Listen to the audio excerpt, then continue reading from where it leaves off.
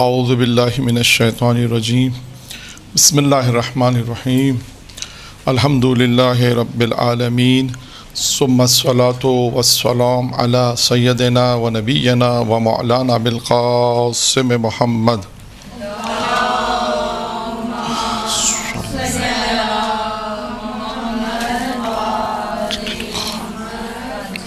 وأہل بیتہ الطیبین الطاہرین اما بعد قال سبحانہ وتعالی فی کتاب الکریم بسم اللہ الرحمن الرحیم قل هل يستوي الذین یعلمون والذین لا یعلمون۔ درود پڑھیں محمد آل محمد۔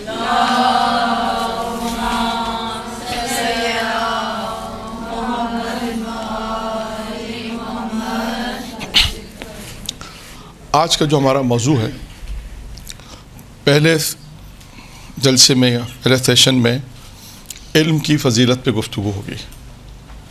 علم کی فضیلت کیا ہے، اور دوسرے سیشن میں یا دوسرے جلسے میں کوشش کریں گے کہ علماء کے واقعات اور علماء کے حالات کو بیان کیا جائے۔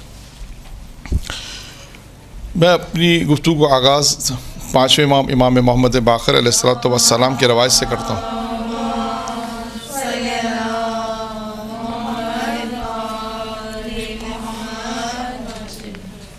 کہ امام علیہ السلام نے ارشاد فرمایا کہ حلال و حرام کی سمجھ بوجھ یعنی فقہ کا علم حاصل کرو، ورنہ تم عرب کے بدوہی کی طرح رہ جاؤ گے، یعنی شاید اشارہ ہے کہ جیسے جاہل تھے کہ جاہلی رہ جاؤ گے۔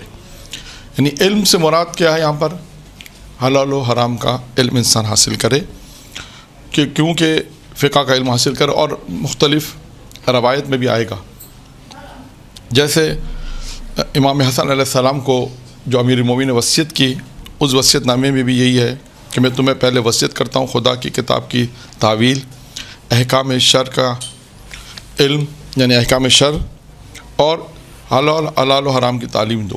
تین چیزیں امیر المومنین نے بیان کی ہیں۔ ویسے وصیت نامہ تو طولانی ہے، لیکن ہمارے موضوع سے جو تین چیزیں مربوط اس کو میں نے بیان کیا ہے، کہ فرماتے ہیں کہ اپنے بیٹے امام حسن سے فرمایا حضرت علی نے کہ میں تمہیں تعویل کتاب کا علم، ایک احکام شر یعنی حلال و حرام کا علم، پھر توضیح دی حلال و حرام کی تعلیم کا علم، یہاں تک، اور پھر فرمایا امام نے اس کے بعد آگے جملہ یہ کہ اور اس کے علاوہ دوسری چیزوں کا رخ نہ کرو۔ یعنی یہاں پر جو ہماری جتنی بھی گفتگو ہوگی علم سے متعلق ہوگی، وہ دین علم، احکام، حلال و حرام، ان سے متعلق ہوگی، کہ اگر انسان ان علوم کو حاصل کرے گا، فقہ کے علم کو حاصل کرتا ہے، دین کو حاصل کرتا ہے، اور بھی جو احکام تعلیمات کو حاصل کرتا ہے، واجبات کی تعلیم کو، تمام جتنے بھی علوم مربوط ہیں، یہ علوم جو ہیں ان احکام شر سے مربوط ہیں، اگر ان کو حاصل کرتا ہے تو اس کا پھر فائدے بھی آئیں گے۔ ایک روایت امیر مومن کی انشاءاللہ بیان کریں گے کہ یہ تمام جو علم بیان کیا گیا، علم احکام شر، اس کے فائدے کیا ہیں اور علم کسے کہتے ہیں۔ اب یہاں پر دو تین روایات میں بیان کروں گا جس میں یہ بیان کیا گیا کہ علم، اب یہاں پر ایک روایت ہے حضرت علی علیہ السلام سے کہ علم کے متعلق سوال پوچھا گیا۔ اب دیکھیے امیر المومنین نے کیا جواب دیا۔ امیر المومنین فرمایا نمبر ایک، چار چیزیں امیر المومنین اس روایت میں فرمائی ہے۔ علم کے متعلق جو سوال کیا گیا، کتاب کا نام ہے میدان الحکمہ، جلد نمبر 6، چیپٹر علم۔ اب وہاں پر علم کے موضوع میں اگر تلاش کریں گے تو آپ کو یہ روایت وہاں مل جائے گی۔ حضرت علی نے فرمایا چار جملوں پر مشتمل علم کی تعریف، یوں سمجھیے کہ امیر المومنین نے علم کی تعریف پر چار جملے ارشاد فرمائے۔ نمبر ایک کیا فرمایا؟ اللہ کی اس حد تک عبادت کرو جتنی تمہیں اس کی ضرورت ہے۔ اب اس جملے کو تھوڑا سا کھولا جا سکتا ہے۔ کیا فرمایا؟ نمبر ایک، اللہ کی عبادت اتنی کرو، اس حد تک کرو جتنی تمہیں اس کی ضرورت ہے۔ یعنی کیا مطلب ہے؟ کہ اللہ کی عبادت انسان اتنی کرے تا حیات جہاں تک اللہ نے اس انسان کو زندگی دی ہے، اس حد تک انسان اللہ کی عبادت کرے، ورنہ مرنے کے بعد تو شاید کوئی کہے گا مولانا کوئی جواز نہیں بنتا یا کوئی چیز ایسی نہیں جس سے انسان وہاں عبادت کرے، لیکن فرمایا اللہ کی عبادت، یعنی خود ایک جملہ، وسیع جملہ یہ کہ جس میں فرمایا کہ اللہ کی عبادت اتنی کرو جتنی تمہیں اللہ کی ضرورت ہے. اب یہ انسان خود سوچے کہ اس کو اللہ کی کتنی ضرورت. ایک سوال ہے. نمبر 2, اللہ کی اس حد تک نافرمانی کرو کہ اس حد تک کہ جس قدر تم جہنم کے عذاب کو برداشت کر سکو. یعنی کیا کہنا چاہ رہے ہیں؟ یعنی انسان اگر جہنم کے عذاب کو ایک لمحہ بھی برداشت نہیں کر سکتا تو اس کا مطلب ہے خدا کی نافرمانی بھی نہ کرے. آخری جملہ تھوڑا آپ لوگوں نے بھی کہنا ہے. میں آدھا جملہ کہوں گا. میں نے پہلے بھی کہا کہ آدھا جملہ آپ کہیں تاکہ مجھے یہ پتہ چلے کہ کون بیدار ہے. تیسرا جملہ اس حد تک. اچھا, تیسرا جملہ ہے دنیا کے واسطے اتنا عمل کرو جتنی تمہاری زندگی ہے. زندگی باقی ہے. دنیا کے واسطے اتنا عمل کرو. کتنا عمل کرو؟ باقی ہے. جتنی تمہاری زندگی ہے یا باقی ہے. مثلا یعنی یہ امیر المومنین تو ان لوگوں سے مخاطب کر رہے ہیں مثلا جو از ابتدا ہے. باقی کا لفظ ان کے لیے آئے گا جنہوں نے ابھی سنا ہے, ورنہ ان کا پیغام تو ان لوگوں کے لیے جو بالغ ہو گئے اب یہاں سے اپنی زندگی واجبات کی زندگی اب شروع ہو گئی. یعنی جتنی بھی زندگی ہے. اور ایک اور پیغام ہے دنیا کے واسطے اتنا عمل. یعنی اس کا مطلب کہ دنیا قلیل ہے تو دنیا کے لیے انسان وہ عمل کرے گا جتنا قلیل ہے. یعنی تمہاری زندگی جتنی ہے آخرت کے مقابلے میں بھی آئے گا. دیکھیں 4 جملے ہیں, بہت آسان ہے, اس کو یاد رکھنا بھی بہت آسان ہے.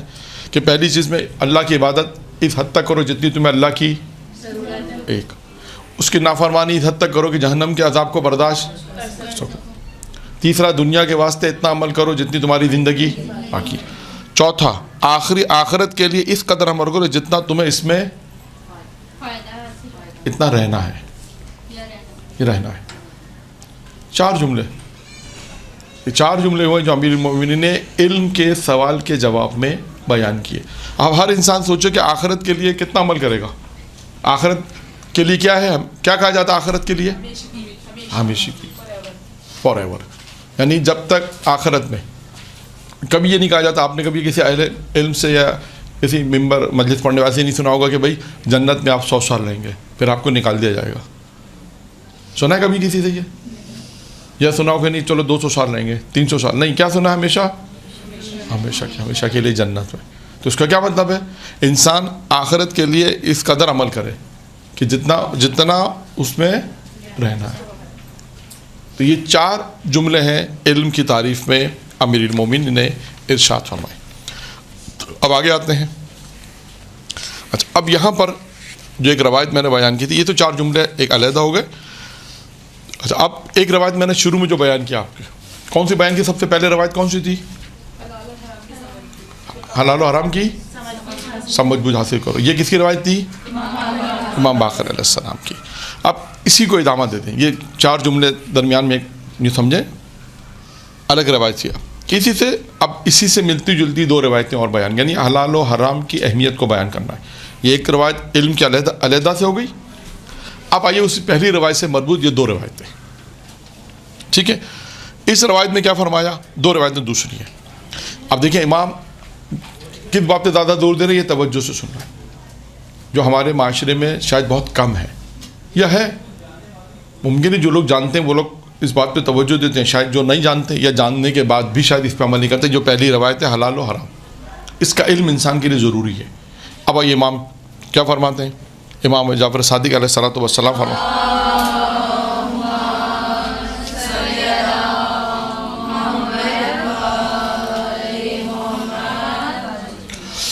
حلال و حرام کے بارے میں صرف ایک حدیث جو تم صادق انسان سے حاصل کرو, جو انسان سچا ہے اس سے اگر حاصل کرو, وہ دنیا اور اس میں موجودہ سونا اور چاندی سے افضل ہے. یعنی ایک روایت اگر آپ ایسے انسان سے سنیں جو صادق ہے, سچا ہے, کون سی روایت؟ حلال و حرام کے متعلق ہے. ایسے شخص سے سنیں جو سچا ہو, کہ یہ روایت حاصل کرو, وہ روایت کو سننا, اس پہ عمل کرنا, وہ دنیا اور اس میں موجودہ سونا اور چاندی سے افضل ہے. یعنی اب اس سے اندازہ کریں کہ ایک روایت کا سننا حلال و حرام کے متعلق کتنا امام کی نگاہ میں افضل. امام فرما رہے ہیں. دوسری روایت, کاش میرے دوستوں کے سروں پر کوڑے برسائے جائیں. کون کہہ رہا ہے؟ امام. کاش میرے دوستوں کے یعنی امام کے صحابی دوستوں کے سروں پر کوڑے برسائے جائیں تاکہ وہ حلال و حرام کی فقہی مسائل جان لیں. یعنی امام کیا کہنا چاہ رہے ہیں؟ میں اگر اس کو اپنے الفاظ میں بیان کروں کہ اگر مار بھی کھانی پڑے دین سیکھنے کے لیے، حلال و حرام سیکھنے کے لیے، اگر کوڑے بھی کھانے پڑے تو انسان اسے برداشت کرے اور اس علم کو سیکھے.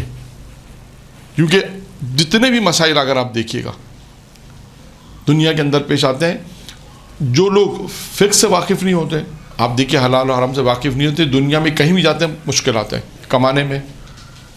فرض کریں یورپ میں جاتے ہیں کمانے، ہوٹل میں جاب ہے، وہاں مسئلہ آئے گا. کہیں بھی جاب ہے، یورپ میں زیادہ مسائل آتے ہیں.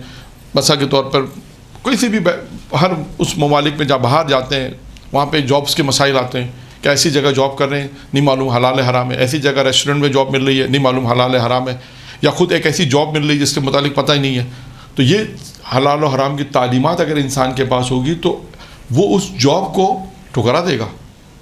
کیوں؟ دینی کی تعلیمات حاصل کی. آپ دیکھیں جتنے بھی آپ کے رشتہ دار احباب سب جاننے والے، سب کی دنیا میں کہیں نہ کہیں ہیں جاننے والے. اگر آپ ان سے پوچھیں ایسی کبھی گفتگو ہوتی ہے یا کبھی ایسی محفلوں میں انسان گفتگو کرتا ہے حلال و حرام کی تعلیم کے بارے میں جب بحث کرتا ہے تو بہت سے لوگ کہتے ہیں ہمیں تو پتہ ہی نہیں کہ اچھا ہم جہاں جاب کر رہے ہیں وہ حرام جاب ہے. یہ حتیٰ کراچی شہر جیسے میں بھی، میں تو باہر کے عام مثال، حتیٰ بہت ایسے کراچی شہر میں بھی بہت سے ایسے کام ہیں جو حلال و حرام سے متعلق ہیں لیکن لوگ اس کو سمجھتے نہیں کہ یہ حرام ہے یا حلال ہے. بہت سے ایسے کام ہیں وہ کہتے ہیں مولانا یہ تو روزی ہے. مثال کے طور پہ ایک مثال دے دوں کہ آلات موسیقی کا بیچنا، دکان ہے، ہر وہ چیز آلات موسیقی کے اندر جو اگر اسلام نے اس کو حرام قرار دیا ہے، جو چیزیں حرام قرار دی گئیں اگر وہ بیچ رہا ہے، خرید و فروخت اس کی ہو رہی ہے تو آپ توضیح مسائل اٹھا کے دیکھیں. اگر آپ اس سے کہیں کیا کہتے ہیں لوگ، بعض اوقات لوگ کیا کہتے ہیں مولانا یہ تو روزی ہے. یعنی اس کا مطلب ہے ابھی انہیں یہ نہیں معلوم کہ اپنی روزی حاصل کرنے کے لیے حلال و حرام کی تعلیم کتنی ضروری ہے. بہت سے ایسے کام ہیں. تو ایک نقطہ تو یہاں پر یہ ہو گیا کہ امام کی نگاہ میں، معصومین کی نگاہ میں حلال و حرام کی تعلیم بہت زیادہ ضروری ہے سب کے لیے. اور دو چیزیں اب تک میں نے آپ کے سامنے بیان کی. نمبر ایک، حلال و حرام کی تعلیم کتنی مہم ہے، پانچویں امام کی اور دو چھٹے امام کی روایت بیان کی.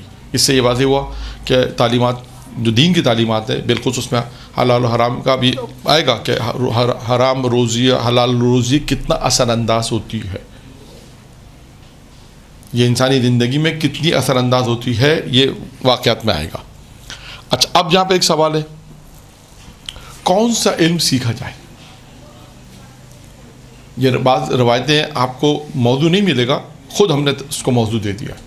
یعنی اب دو روایتیں میں اس میں پیش کروں گا کہ جس میں یہ پتہ چلے گا کہ انسان کو کون سا علم سیکھنا چاہیے، کون سا اس کے لیے مفید ہے. کتنے ایسے علوم ہیں جو انسان سیکھتا ہے، آئے گا روایت میں، بہت زحمت کرتا ہے، بہت سیکھتا ہے، لیکن اینڈ میں پتہ چلتا ہے اس کا اگر نہیں جانتا تو کیا فرق پڑتا، اور جاننے دے کو فرق ہے. یعنی آپ نے 10 سال ہو سکتا ہے 10 سال محنت کی، ہو سکتا ہے 5 سال محنت کی اس علم کو حاصل کرنے میں، ہو سکتا ہے 5 سال بعد آپ کو یہ پتہ چلے جو آپ کے پاس علم ہے اور فلاں کے پاس نہیں ہے، اور روایتوں کی ائمہ معصومین کی روایت کی روشنی میں معصوم نے کہا جو علم تمہارے پاس ہے اس کا کوئی فائدہ نہیں ہے. نہیں بھی حاصل کرتے تو کیا فرق پڑتا، حاصل کرنا تم نے، آپ کہیں گے میں نے اتنی زحمت اٹھائی، اتنا سب کچھ کیا اور جو علم میں حاصل کر رہا ہوں. اور دوسری طرف ممکن ہے کوئی ایسا شخص ہو جس نے 2 سال کے اندر بہت کچھ حاصل کرے کیونکہ وہ مورد نظر امام تھا. تو یہ بھی ایک اہم چیز ہے، ہمیں کون سا علم سیکھنا چاہیے. یہ ہے طولانی بحث، لیکن 2 روایت کے ذریعے میں جو سکے گا وہ وضاحت کر دوں گا. اب یہ روایت کس کی ہے؟ یہ امام موسیٰ کاظم علیہ الصلوۃ والسلام.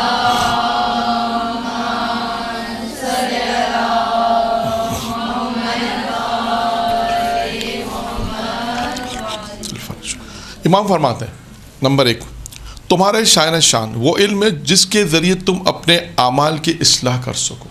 نمبر 1، ایسا علم حاصل کرو کہ جس سے آپ کے اعمال کی اصلاح ہو. آپ کو پتہ ہو کہ یہ علم میرے اعمال کی اصلاح کرے گا، جس میں وہی واجبات کا علم آ جائے گا، حلال و حرام کا علم آ جائے گا، اور دیگر بہت سی چیزیں آ جائیں گی اس کے اندر. کہ انسان نمبر 1 وہ علم حاصل کرے جس سے اس کے اعمال کی اصلاح. نمبر 1. نمبر 2، وہ عمل سب سے زیادہ لازم ہے جس کے بارے میں تم سے سوال کیا جائے گا. یعنی اگر یہاں پر عمل کی بات آ گئی، علم اور عمل، یعنی وہ عمل لازم ہے کہ جو تم وہ عمل جو سب سے زیادہ لازم وہ کیا ہے؟ جس کے متعلق تم سے سوال کیا جائے گا. یعنی ایسا نہ ہو کہ آپ دنیا کے اندر بہت سے ایسے عمل میں پڑ جائیں جو مطلب جس کے متعلق ہمیں پتہ نہیں وہ عمل لازم اور مہم ہے کہ جس کے متعلق آپ سے سوال کیا جائے گا.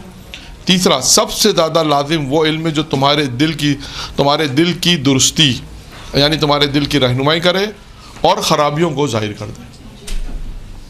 تیسرا کیا علم ہے؟ فرماتے ہیں سب سے زیادہ لازم وہ علم ہے. کون سا علم سب سے زیادہ لازم ہے؟ امام فرماتے ہیں وہ علم جو تمہارے دل کی درستی یعنی تمہارے دل کو اچھا کرے. درستی یعنی درستی کے لیے رہنمائی کرے، یعنی وہ علم جو تمہارے دل کو رہنمائی کرے اور اس کی خرابیوں کو بھی ظاہر کرے. خدا نخواستہ کسی کے دل میں کوئی ایسا علم ہے کہ انسان کو پتہ کہ یہ علم جو ہے میرے دل کی رہنمائی کر رہا ہے اور دل میں جو خرابیاں ہیں اس کو ظاہر کر رہا ہے کہ یہ خرابی نہیں ہونی چاہیے. پھر اس کے بعد آتے ہیں نمبر 4، انجام دینے کے لحاظ سے زیادہ قابل ستائش وہ علم ہے جو دنیا میں تمہارے علم میں اضافہ کرے. کون سا علم سیکھنا ہے؟ جو تمہارے علم میں اضافہ کرے. انجام دینے کے لحاظ سے زیادہ قابل ستائش وہ علم ہے جو دنیا میں تمہارے علم میں اضافہ کرے. لہذا ایسے علم کو حاصل کرنے میں اچھا اب ایسے علم کو اب یہاں سے وہاں پہ بات ختم ہو گئی. اب یہاں سے ایک دوسری بات شروع. ایسے علم کے حاصل کرنے میں مشغول نہ رہو. کون سا علم؟ مشغول نہ رہو جس کے نہ جاننے سے تمہیں کوئی نقصان نہیں پہنچتا. جس کے نہ جاننے سے تمہیں کوئی نقصان نہیں پہنچانی. وہی بات کہ آپ نے ایک ایسا علم حاصل کر رہے ہیں. امام فرماتے ہیں ایسا علم حاصل کرنے میں مشغول نہ رہو جس کو نہ جاننے سے تمہیں کوئی نقصان نہیں ہوتا، اور ایسے علم سے ہرگز غفلت نہ کرنا جس کے ترک کرنے سے تمہاری جہالت میں اضافہ ہوتا. 2 چیزیں امام نے بیان فرمائی. یہاں پہ میں دوبارہ تشریح دیتا ہوں. 2 چیزیں یعنی امام نے فرمایا ایسے علم کو حاصل کرنے میں مشغول نہ رہو. کون سے علم حاصل کرنے میں مشغول نہ رہو کہ جو تمہیں کوئی نقصان نہیں پہنچاتا، کوئی نقصان نہیں ہوتا. اور ایسے علم حاصل کرنے میں غفلت نہ کرنا. ایسے علم حاصل کرنے میں کہ جس کے ترک کرنے میں تمہاری جہالت میں اضافہ ہو. یعنی امام فرماتے ہیں وہ علم حاصل کرو کہ جس کے حاصل کرنے سے تمہارے علم میں اضافہ اور جہالت ختم ہو جائے. ایسا علم حاصل کرو اور ایسے علم میں مشغول نہ رہو کہ جس کا اگر آپ نے نہیں بھی حاصل کرنا تھا تو فرق نہیں پڑتا. کوئی فرق نہیں پڑتا. ممکن ہے کہ کوئی ایسے علوم میں حاصل کرے کہ جہاں 2 سال 5 سال لگا دیے لیکن بعد میں پتہ چلا اگر یہ علم حاصل نہ کرتے تو کوئی فائدہ کوئی نقصان نہیں تھا میرے علم میں. یعنی اس کے جاننے سے مجھے کوئی نہ نقصان ہے نہ فائدہ. اب آئے گا پیغمبر اسلام کی روایت نے کہ وہ کون سے علوم ہے. یہ تو ایک میں نے روایت بیان کی معصوم کی جس میں امام نے فرمایا کہ کون سے علم حاصل کرنا چاہیے. شروع میں نے 2-3 نقطے بیان کر دیے کہ ایسا علم حاصل کرو کہ جو تمہارے اعمال کی اصلاح کرتا ہے. اس عمل کو لازم قرار دو جو تم سے پوچھا جائے گا. پھر اس کے بعد ایسا علم جو تمہارے دل کی اصلاح فرمائے اور تمہارے دل کی جو خرابیوں کو ظاہر کرے. اس کے بعد فرمایا انجام دینے کے لحاظ سے قابل ستائش وہ علم ہے کہ جو دنیا میں تمہارے لیے علم میں اضافہ ہو. یہاں تک 4 نکات پہلے میں نے بیان کر دی. یہ 4 نکات علم کے وہ علم تھے جو ان کو فائدہ پہنچے گا. پھر اس کے بعد امام نے ایک جملہ فرمایا کہ ایسے لہٰذا ایسے علم میں مشغول نہ رہنا کہ جس کے نہ جاننے سے تمہیں کوئی نقصان نہیں ہے، نقصان نہ پہنچے. اور فرمایا امام نے ایسے علم سے ہرگز غفلت نہ کرنا.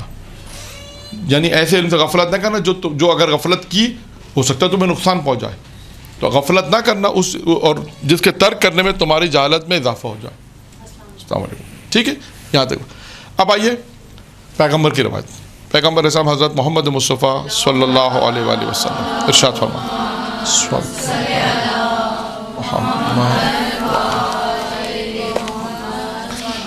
ہمارا موضوع کیا ہے کہ کون سا علم سیکھنا چاہیے اور کون سے علم نہیں سیکھنا چاہیے.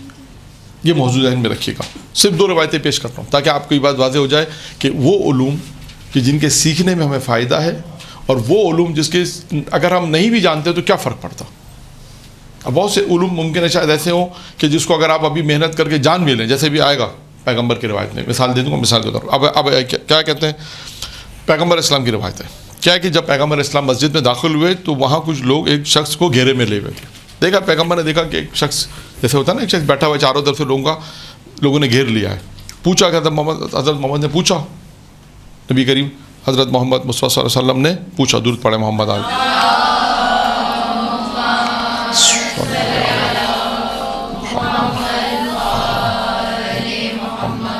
پوچھا یہ کون ہے، پوچھا یہ کون ہے، تو کیا کہا؟ یہ علامہ ہے. جواب میں کہہ دیا لوگوں نے، کیا کہا؟ یہ علامہ ہے. فرمایا یہ علامہ ہے.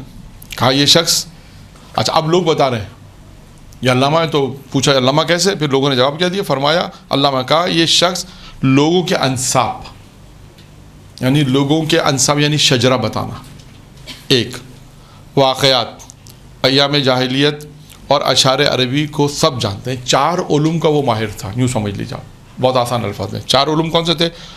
عربوں کے انصاب، یعنی یہ شجرہ جسے ہم کہتے ہیں کہ یہ بتا سکتا ہے کہ اس کے والد، اس کے والد، اس کے والد، مطلب انصاب کے بارے میں. واقعات عرب کے جانتا تھا، ایام جاہلیت کی کچھ واقعہ جانتا تھا، ایام جاہلیت کی کچھ باتیں اس کے معلوم تھیں، اور اشعار عربی کو جانتا تھا، عربیہ کو جانتا تھا. جواب کیا دیا پیغمبر اسلام نے؟ یہ علم، یہ ایسا علم ہے جس کو نہ جاننے والے کو نقصان نہیں ہوتا. اگر اس وقت اگر آپ کے پاس یہ 4 علم نہیں ہے فرض کریں، تو کیا آپ کو کوئی نقصان ہے؟ کوئی نقصان نہیں. لیکن اگر آپ کو اس علم حاصل کرنے میں ہو سکتا ہے زحمت کرنی پڑے، زحمت کرنی پڑے گی. لیکن پیغمبر کیا فرماتے ہیں؟ اگر فرمایا یہ ایسا علم ہے، جو اس کے پاس ایسا علم ہے کہ جس کو نہ جاننے والے کو نقصان نہیں ہے اور جاننے والے کو کوئی فائدہ بھی نہیں ہے. اب اس کے 4 علم ہیں، یہ اس کے جاننے سے کوئی فائدہ نہیں ہے، اور جو اس کو نہیں جانتا اس کو کوئی نقصان نہیں ہے. تو ان 2 روایتوں سے ہمیں یہ سمجھ میں آیا، کم از کم، البتہ روایت میں نے کہا بہت زیادہ، صرف 2 بیان، کہ یہ سمجھ میں آیا کہ ہمیں کون سا علم سیکھنا چاہیے. اور پھر اس کے بعد عمل کی باری ہے کہ جب علم ہوگا، جب واجبات کا علم ہوگا، دینی تعلیم، دینی احکام کا علم ہوگا، شرع کا علم ہوگا، تو اس کے بعد انسان، شرع احکام کا علم ہوگا تو انسان پھر اس کی زندگی آسان ہو جائے گی. دیکھیں یہ تمام چیزیں پڑھنے کی حد تک یا شاید بیان کرنے تک بہت آسان لگتی ہیں. میں نے ہمیشہ کہا ہے کہ احکام وہ ہے کہ جو پریکٹیکل لائف میں جب انسان اس پہ عمل کرنے جاتا ہے تو وہاں تھوڑی سی اسے دقت ہوتی ہے، پریشانی ہوتی ہے. کیوں پریشانی کیوں ہوتی ہے؟ اس لیے کہ اس کی عادت نہیں ہے، بہت ساری چیزوں کی عادت نہیں ہوتی. جب فرسٹ ٹائم وہ کام کرنے جاتا ہے تو اس سے تھوڑا مشکل ہوتا ہے. لیکن جیسے جیسے ماحول معاشرے کے ساتھ اگر وہ اس کا دفاع کرتا ہے، اس پہ عمل کرنے کی ہمت کرتا ہے، استقامت دکھاتا ہے، تو پھر اس کے بعد اور پھر اللہ اس کی نگاہ میں ہوتا ہے. ائمہ معصومین جب نگاہ میں ہوتے ہیں تو پھر وہ کسی چیز سے نہیں ڈرتا، وہ کہتا بس خدا میں وہ کام کروں گا، ہر وہ کام کروں گا، علم حاصل کروں جو ائمہ نے کہا ہے، ہر وہ عمل کروں گا جو ائمہ نے کہا ہے. اب لوگ دنیا ہمارے یہاں سب سے بڑا مسئلہ اس وقت معاشرے کا ہے. اور سوال کیا کہتے ہیں مولانا، لوگ یہ کہتے ہیں، خاندان یہ کہتا ہے، رشتہ دار یہ کہتے ہیں، محلے والے یہ کہتے ہیں، لیکن ان کو آپ سب کو معلوم ہے کہ ہر انسان کی قبر میں کوئی رشتہ دار نہیں آئے گا، خاندان والے نہیں آئیں گے، دوست احباب نہیں آئیں گے. جو لوگ اس بات پر مصر تھے کہ آپ یہ کام کریں بہت اچھا ہے، آپ کی بہت عزت ہو جائے گی، واہ واہ ہو جائے گی، لیکن خدا کی نافرمانی ہے، لیکن قبر میں وہ نہیں آئیں گے جواب دینے. تو یہ علم حاصل کرنے کے اوپر ہے. اب یہاں پر کہ علم کون سا حاصل کرنا چاہیے، اسی کو ایک اور روایت کے اندر، یہ روایت بھی ہمارے ساتھ امام موسیٰ کاظم علیہ الصلوۃ والسلام کی روایت ہے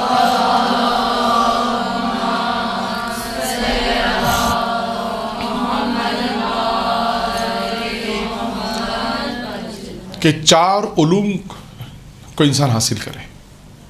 4 علوم ہیں جس کو انسان کا جاننا یوں تو شاید ضروری ہوگا، یا ہم اس کو میں اپنے الفاظ میں بیان کروں تو شاید جاننا واجب ہوگا. واجب فقہی نہیں ہو سکتا، واجب عقلی کے ساتھ، کیونکہ بہرحال یہاں تک اس گفتگو رکھتے ہیں کہ یہ کون سے ایسے علم ہیں. جب امام سے پوچھا علم کے متعلق تو امام نے فرمایا 4 چیزیں بیان فرمائی. نمبر 1، انسان کے لیے یہ جاننا ضروری ہے اپنے رب کی معرفت. سب سے پہلے اپنے رب کی معرفت حاصل کریں. اور انشاءاللہ پھر کبھی موقع ملے گا تو میں امیر المومنین کی ایک روایت ہے کہ 6 چیزوں کی معرفت حاصل کرو. وہاں پہ بھی معرفت 6 چیزوں کی، اس میں سب سے پہلی خدا ہے. وہاں پہ بھی یہی ہے، 6 چیزوں کی معرفت میں پہلی چیز ہے خدا. تو پہلا علم انسان کو کیا حاصل کرنا ہے؟ معرفت. اب معرفت خدا پہ انسان خود بحث کرے کہ خدا ہے، پروردگار عالم نے مجھے خلق کیا، اس کی معرفت کو حاصل کرے. دیکھیں ائمہ معصومین علیہ السلام نے کیا روایتیں بیان کی ہیں اس خدا کے متعلق، اس کی معرفت حاصل کرے، اور جتنا انسان معرفت پر خدا کے حاصل کرے گا، آپ دیکھیے گا کہ وہ افراد جن کے جہاں تک موقع ملے واقعات آئیں گے کہ پھر ان کا تعلق اپنے پروردگار سے پھر بہت زیادہ ہو جاتا ہے، قرب الہی بڑھتا ہے۔ معرفت پروردگار انسان حاصل کرے تو پھر انسان اس کی زندگی اور ارتقاء، اس کی زندگی میں بلندی، ارتقاء، سب چیزیں اس کی زندگی میں آتی ہیں۔ معرفت، پہلا علم کیا ہے؟ معرفت خدا۔ دوسرا علم کیا ہے؟ دوسرا علم اس بات کی معرفت حاصل کرے کہ تمہارے رب نے تم پر کیا کیا احسانات کیے۔ دوسرا علم، یہ انسان کو اس بات کی معرفت حاصل ہونی چاہیے کہ میرے خدا نے مجھ پر کیا کیا احسانات کیے، کون کون سی نعمتیں مجھے دی ہیں۔ انسان اس پہ غور کرے، فکر کرے، اس علم سے مراد یہ بھی معرفت رکھے کہ خدا نے مجھے خلق کیا، روزی دی، ماں باپ دیے، بہن بھائی دیے، دوست دیے، احباب دیے، رشتہ دار دیے، خاندان والے دیے، نعمتیں دی، مجھے عقل دی، شعور دیا، دیکھنے کے لیے آنکھیں دی، سننے کے لیے کان دیے۔ تو یہ تمام چیز خداوند نے وعدہ۔ یہ دیکھیں اب ایک اس بات کا علم رکھے کہ خدا نے مجھ پر کون کون سے احسانات کیے ہیں۔ اس بات کو انسان حاصل کرے گا تو یقیناً کسی نتیجے پہ پہنچے گا۔ امام کا کلام ہے، معصوم کا کلام ہے کہ خدا کی معرفت حاصل کرو۔ اور جب خدا کی معرفت کے بعد دوسرا علم، انسان اس بات کو جانے کہ خدا نے مجھ پر کیا کیا۔ نمبر 3، اس بات کا علم رکھو کہ اللہ تم سے کیا چاہتا ہے۔ اس بات کا بھی تمہیں علم ہونا چاہیے کہ اللہ تم سے کیا چاہتا ہے، اور کیا چاہتا ہے اللہ ہم سے؟ کیا چاہتا ہے؟ اطاعت خدا، بندگی، اس کی عبادت، اس کے رسول کی اطاعت، اس کی کتاب پر عمل کرنا، قرآن مجید پڑھنا، اس پہ عمل کرنا، اللہ یہ چاہتا ہے۔ یعنی امام فرماتے ہیں تیسرا علم کیا ہے کہ تمہیں اس بات کا علم ہو، یعنی اس بات کو جانو، اس بات کی، یعنی یہ بھی ایک معرفت، اس بات کا علم رکھو کہ تم اس سے، یعنی خدا تم سے کیا چاہتا ہے۔ یعنی خدا ہم سے کیا چاہتا ہے؟ عبادت، بندگی، اطاعت۔ خدا چاہتا ہے اپنے بندے کو جنت میں بھیجے، نافرمانی نہ ہو، حرام نہ ہو، واجبات کی ادائیگی ہو، تمام چیزیں اللہ اپنے بندے سے چاہتا ہے۔ یعنی انسان اس بات کا بھی علم رکھے کہ اللہ ہم سے کیا چاہتا ہے۔ چوتھا اور آخری ہے، اس بات کی انسان معرفت حاصل کرے، علم رکھے، اس بات کی معرفت یعنی علم رکھے کہ تمہیں کون سی چیزیں دین سے خارج کر دیں گی۔ یعنی انسان اس بات کا بھی علم رکھے کہ کون سے ایسے میرے عمل ہیں یا کون سا میرا ایسا عمل ہے کہ جس کی وجہ سے میں دین سے خارج ہو جاؤں گا۔ یعنی اس بات کا بھی علم انسان کو ہونا چاہیے۔ ایسا نہ ہو کہ انسان بہت سی زندگی میں عمل کر رہا ہے، اسے پتہ ہی نہیں کہ خدا نخواستہ وہ دین سے خارج ہو گیا، اسے پتہ ہی نہیں کہ میں کہتا ہوتا نا لا الہ الا اللہ، لیکن اس کو معلوم نہیں کہ یہ لا الہ الا اللہ کہہ تو رہا ہے ظاہری اعتبار سے، لیکن اس کے عمل ایسے ہیں کہ یہ دین سے خارج ہو چکا ہے۔ تو انسان کو اس بات کا بھی علم رکھنا چاہیے۔ معصوم فرماتے ہیں کہ تم جس طرح اللہ کا علم رکھنا ہے، معرفت کا علم رکھنا ہے، اس بات کا بھی تم علم ہونا چاہیے کہ کون سی چیزیں تمہیں دین سے خارج کر دیتی ہیں۔ خدا نخواستہ ایسا نہ ہو کہ کوئی عمل انسان ایسا انجام دے رہا ہے زندگی میں کہ وہ دین سے خارج ہو چکا ہے۔ یہ بھی پتہ ہونا چاہیے۔ ہے اعمال ایسے، موضوع نہیں ہے میرا، لیکن روایتوں میں اعمال ہے کہ وہ اعمال جو انسان کو دین سے خارج کر دیتے ہیں، کہ یہ عمل اگر انسان نے انجام دیے تو گویا وہ دین سے۔ تو یہ اس بات کا بھی، یعنی امام موسیٰ کاظم علیہ السلام 4 چیزوں کے متعلق فرما رہے ہیں کہ 4 چیزوں کا علم رکھنا ضروری ہے۔ ان 4 چیزوں کا، یہ 4 چیزیں انشاءاللہ انسان علم رکھے۔ اب آتے ہیں علم کا حق کیا ہے۔ بہت مختصر روایت ہے، پیغمبر کی روایت ہے۔ ہر چیز کا ایک حق ہوتا ہے نا۔ آپ نے چوتھے امام کی جو کتاب ہے 3 جلد، حقوق رسالہ جیسے کہتے ہیں، 3 جلدوں پر ہے، کہ جس میں امام علیہ السلام نے تمام انسان کے اعضاء، عقل ہے، آنکھیں ہیں، والدین ہیں، دوست، احباب، جتنے بھی انسان کے ان کے حقوق کیا ہے اس پہ بیان کیا ہے۔ 3 جلدوں میں ہے وہ، ترجمہ معلوم نہیں ہوا نہیں ہے، فارسی میں 3 جلدوں میں، اردو میں بھی کتاب تو ہے کہ جس میں امام علیہ السلام نے یہ تمام حقوق بیان کیے۔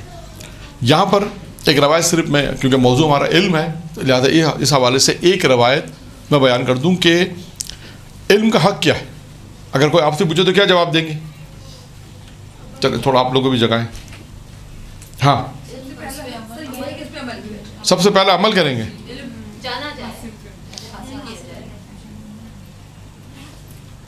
ہاں، جاننا ایک صحیح بات جاننا جائے، عمل بھی ہے دوسرے مرحلے پر ہے، یعنی عمل تو بہت آخر میں ہے، یعنی سیکنڈ لاسٹ سمجھا آپ، اور جاننا جائے تیسرا، اس سے پہلے اور بھی ہے۔ علم حاصل کیا جائے؟ نہیں، علم تو حاصل کیا جائے، یعنی اس کا علم حاصل کیا جائے، وہی یاد آ گیا، یہ آ گیا حاصل کیا جائے۔ اور علم کا کیا حق ہے؟ ایک ہے کہ حاصل کیا جائے، ایک ہے کہ انہوں نے کیا بتایا اس پہ عمل کیا جائے، ایک آ گیا کہ دوسروں تک پہنچایا جائے، یہ بھی آ گیا۔ اور آپ دیکھ، ہاں جس وہی 5 ہیں حق، مختصر بیان کرتا ہوں، 5 حق ہے علم کے۔ نمبر 1، خاموشی سے سننا، جو ہوتا نہیں ہے۔ نمبر 1 کیا ہے؟ خاموشی سننا، یعنی اگر کوئی درس ہو رہا ہے، ویسے یہاں پر تو ہوتا ہے خاموشی سے، لیکن عوام کی میں بات کر رہا ہوں، خاموشی سے سننا۔ پیغمبر کے بعد ایک شخص آیا، اس نے آ کے سوال کیا کہ علم کا حق کیا ہے، تو اللہ کے رسول نے کیا جواب دیا؟ خاموشی سے ایک۔ اس کے بعد کہا اللہ کے رسول کا، اس کے بعد اللہ کے رسول، اس کے بعد غور سے سننا۔